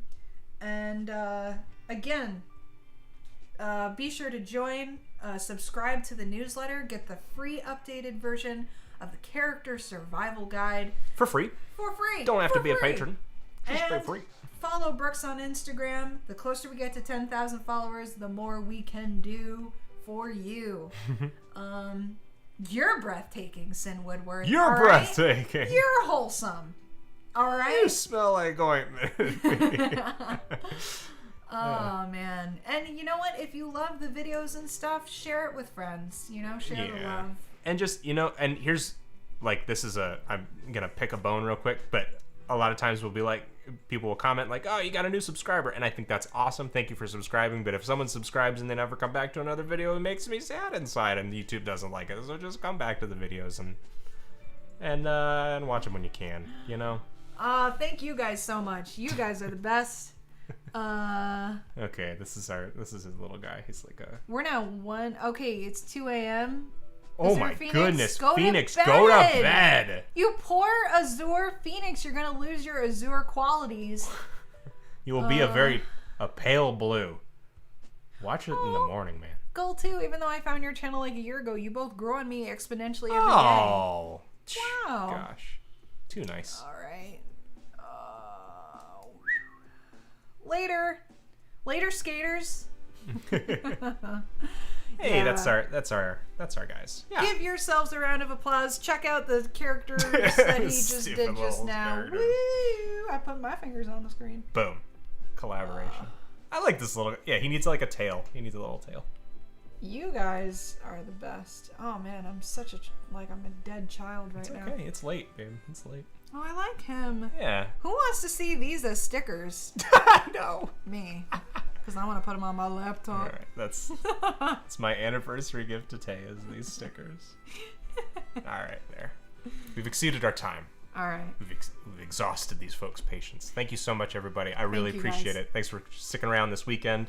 Yeah. And congrats again to the winners. We will be contacting you after this on Instagram to get addresses and stuff to send you your prizes. Be all kinds of creepy And at you. thank you to everyone who, got their gear and whatevs. Yeah.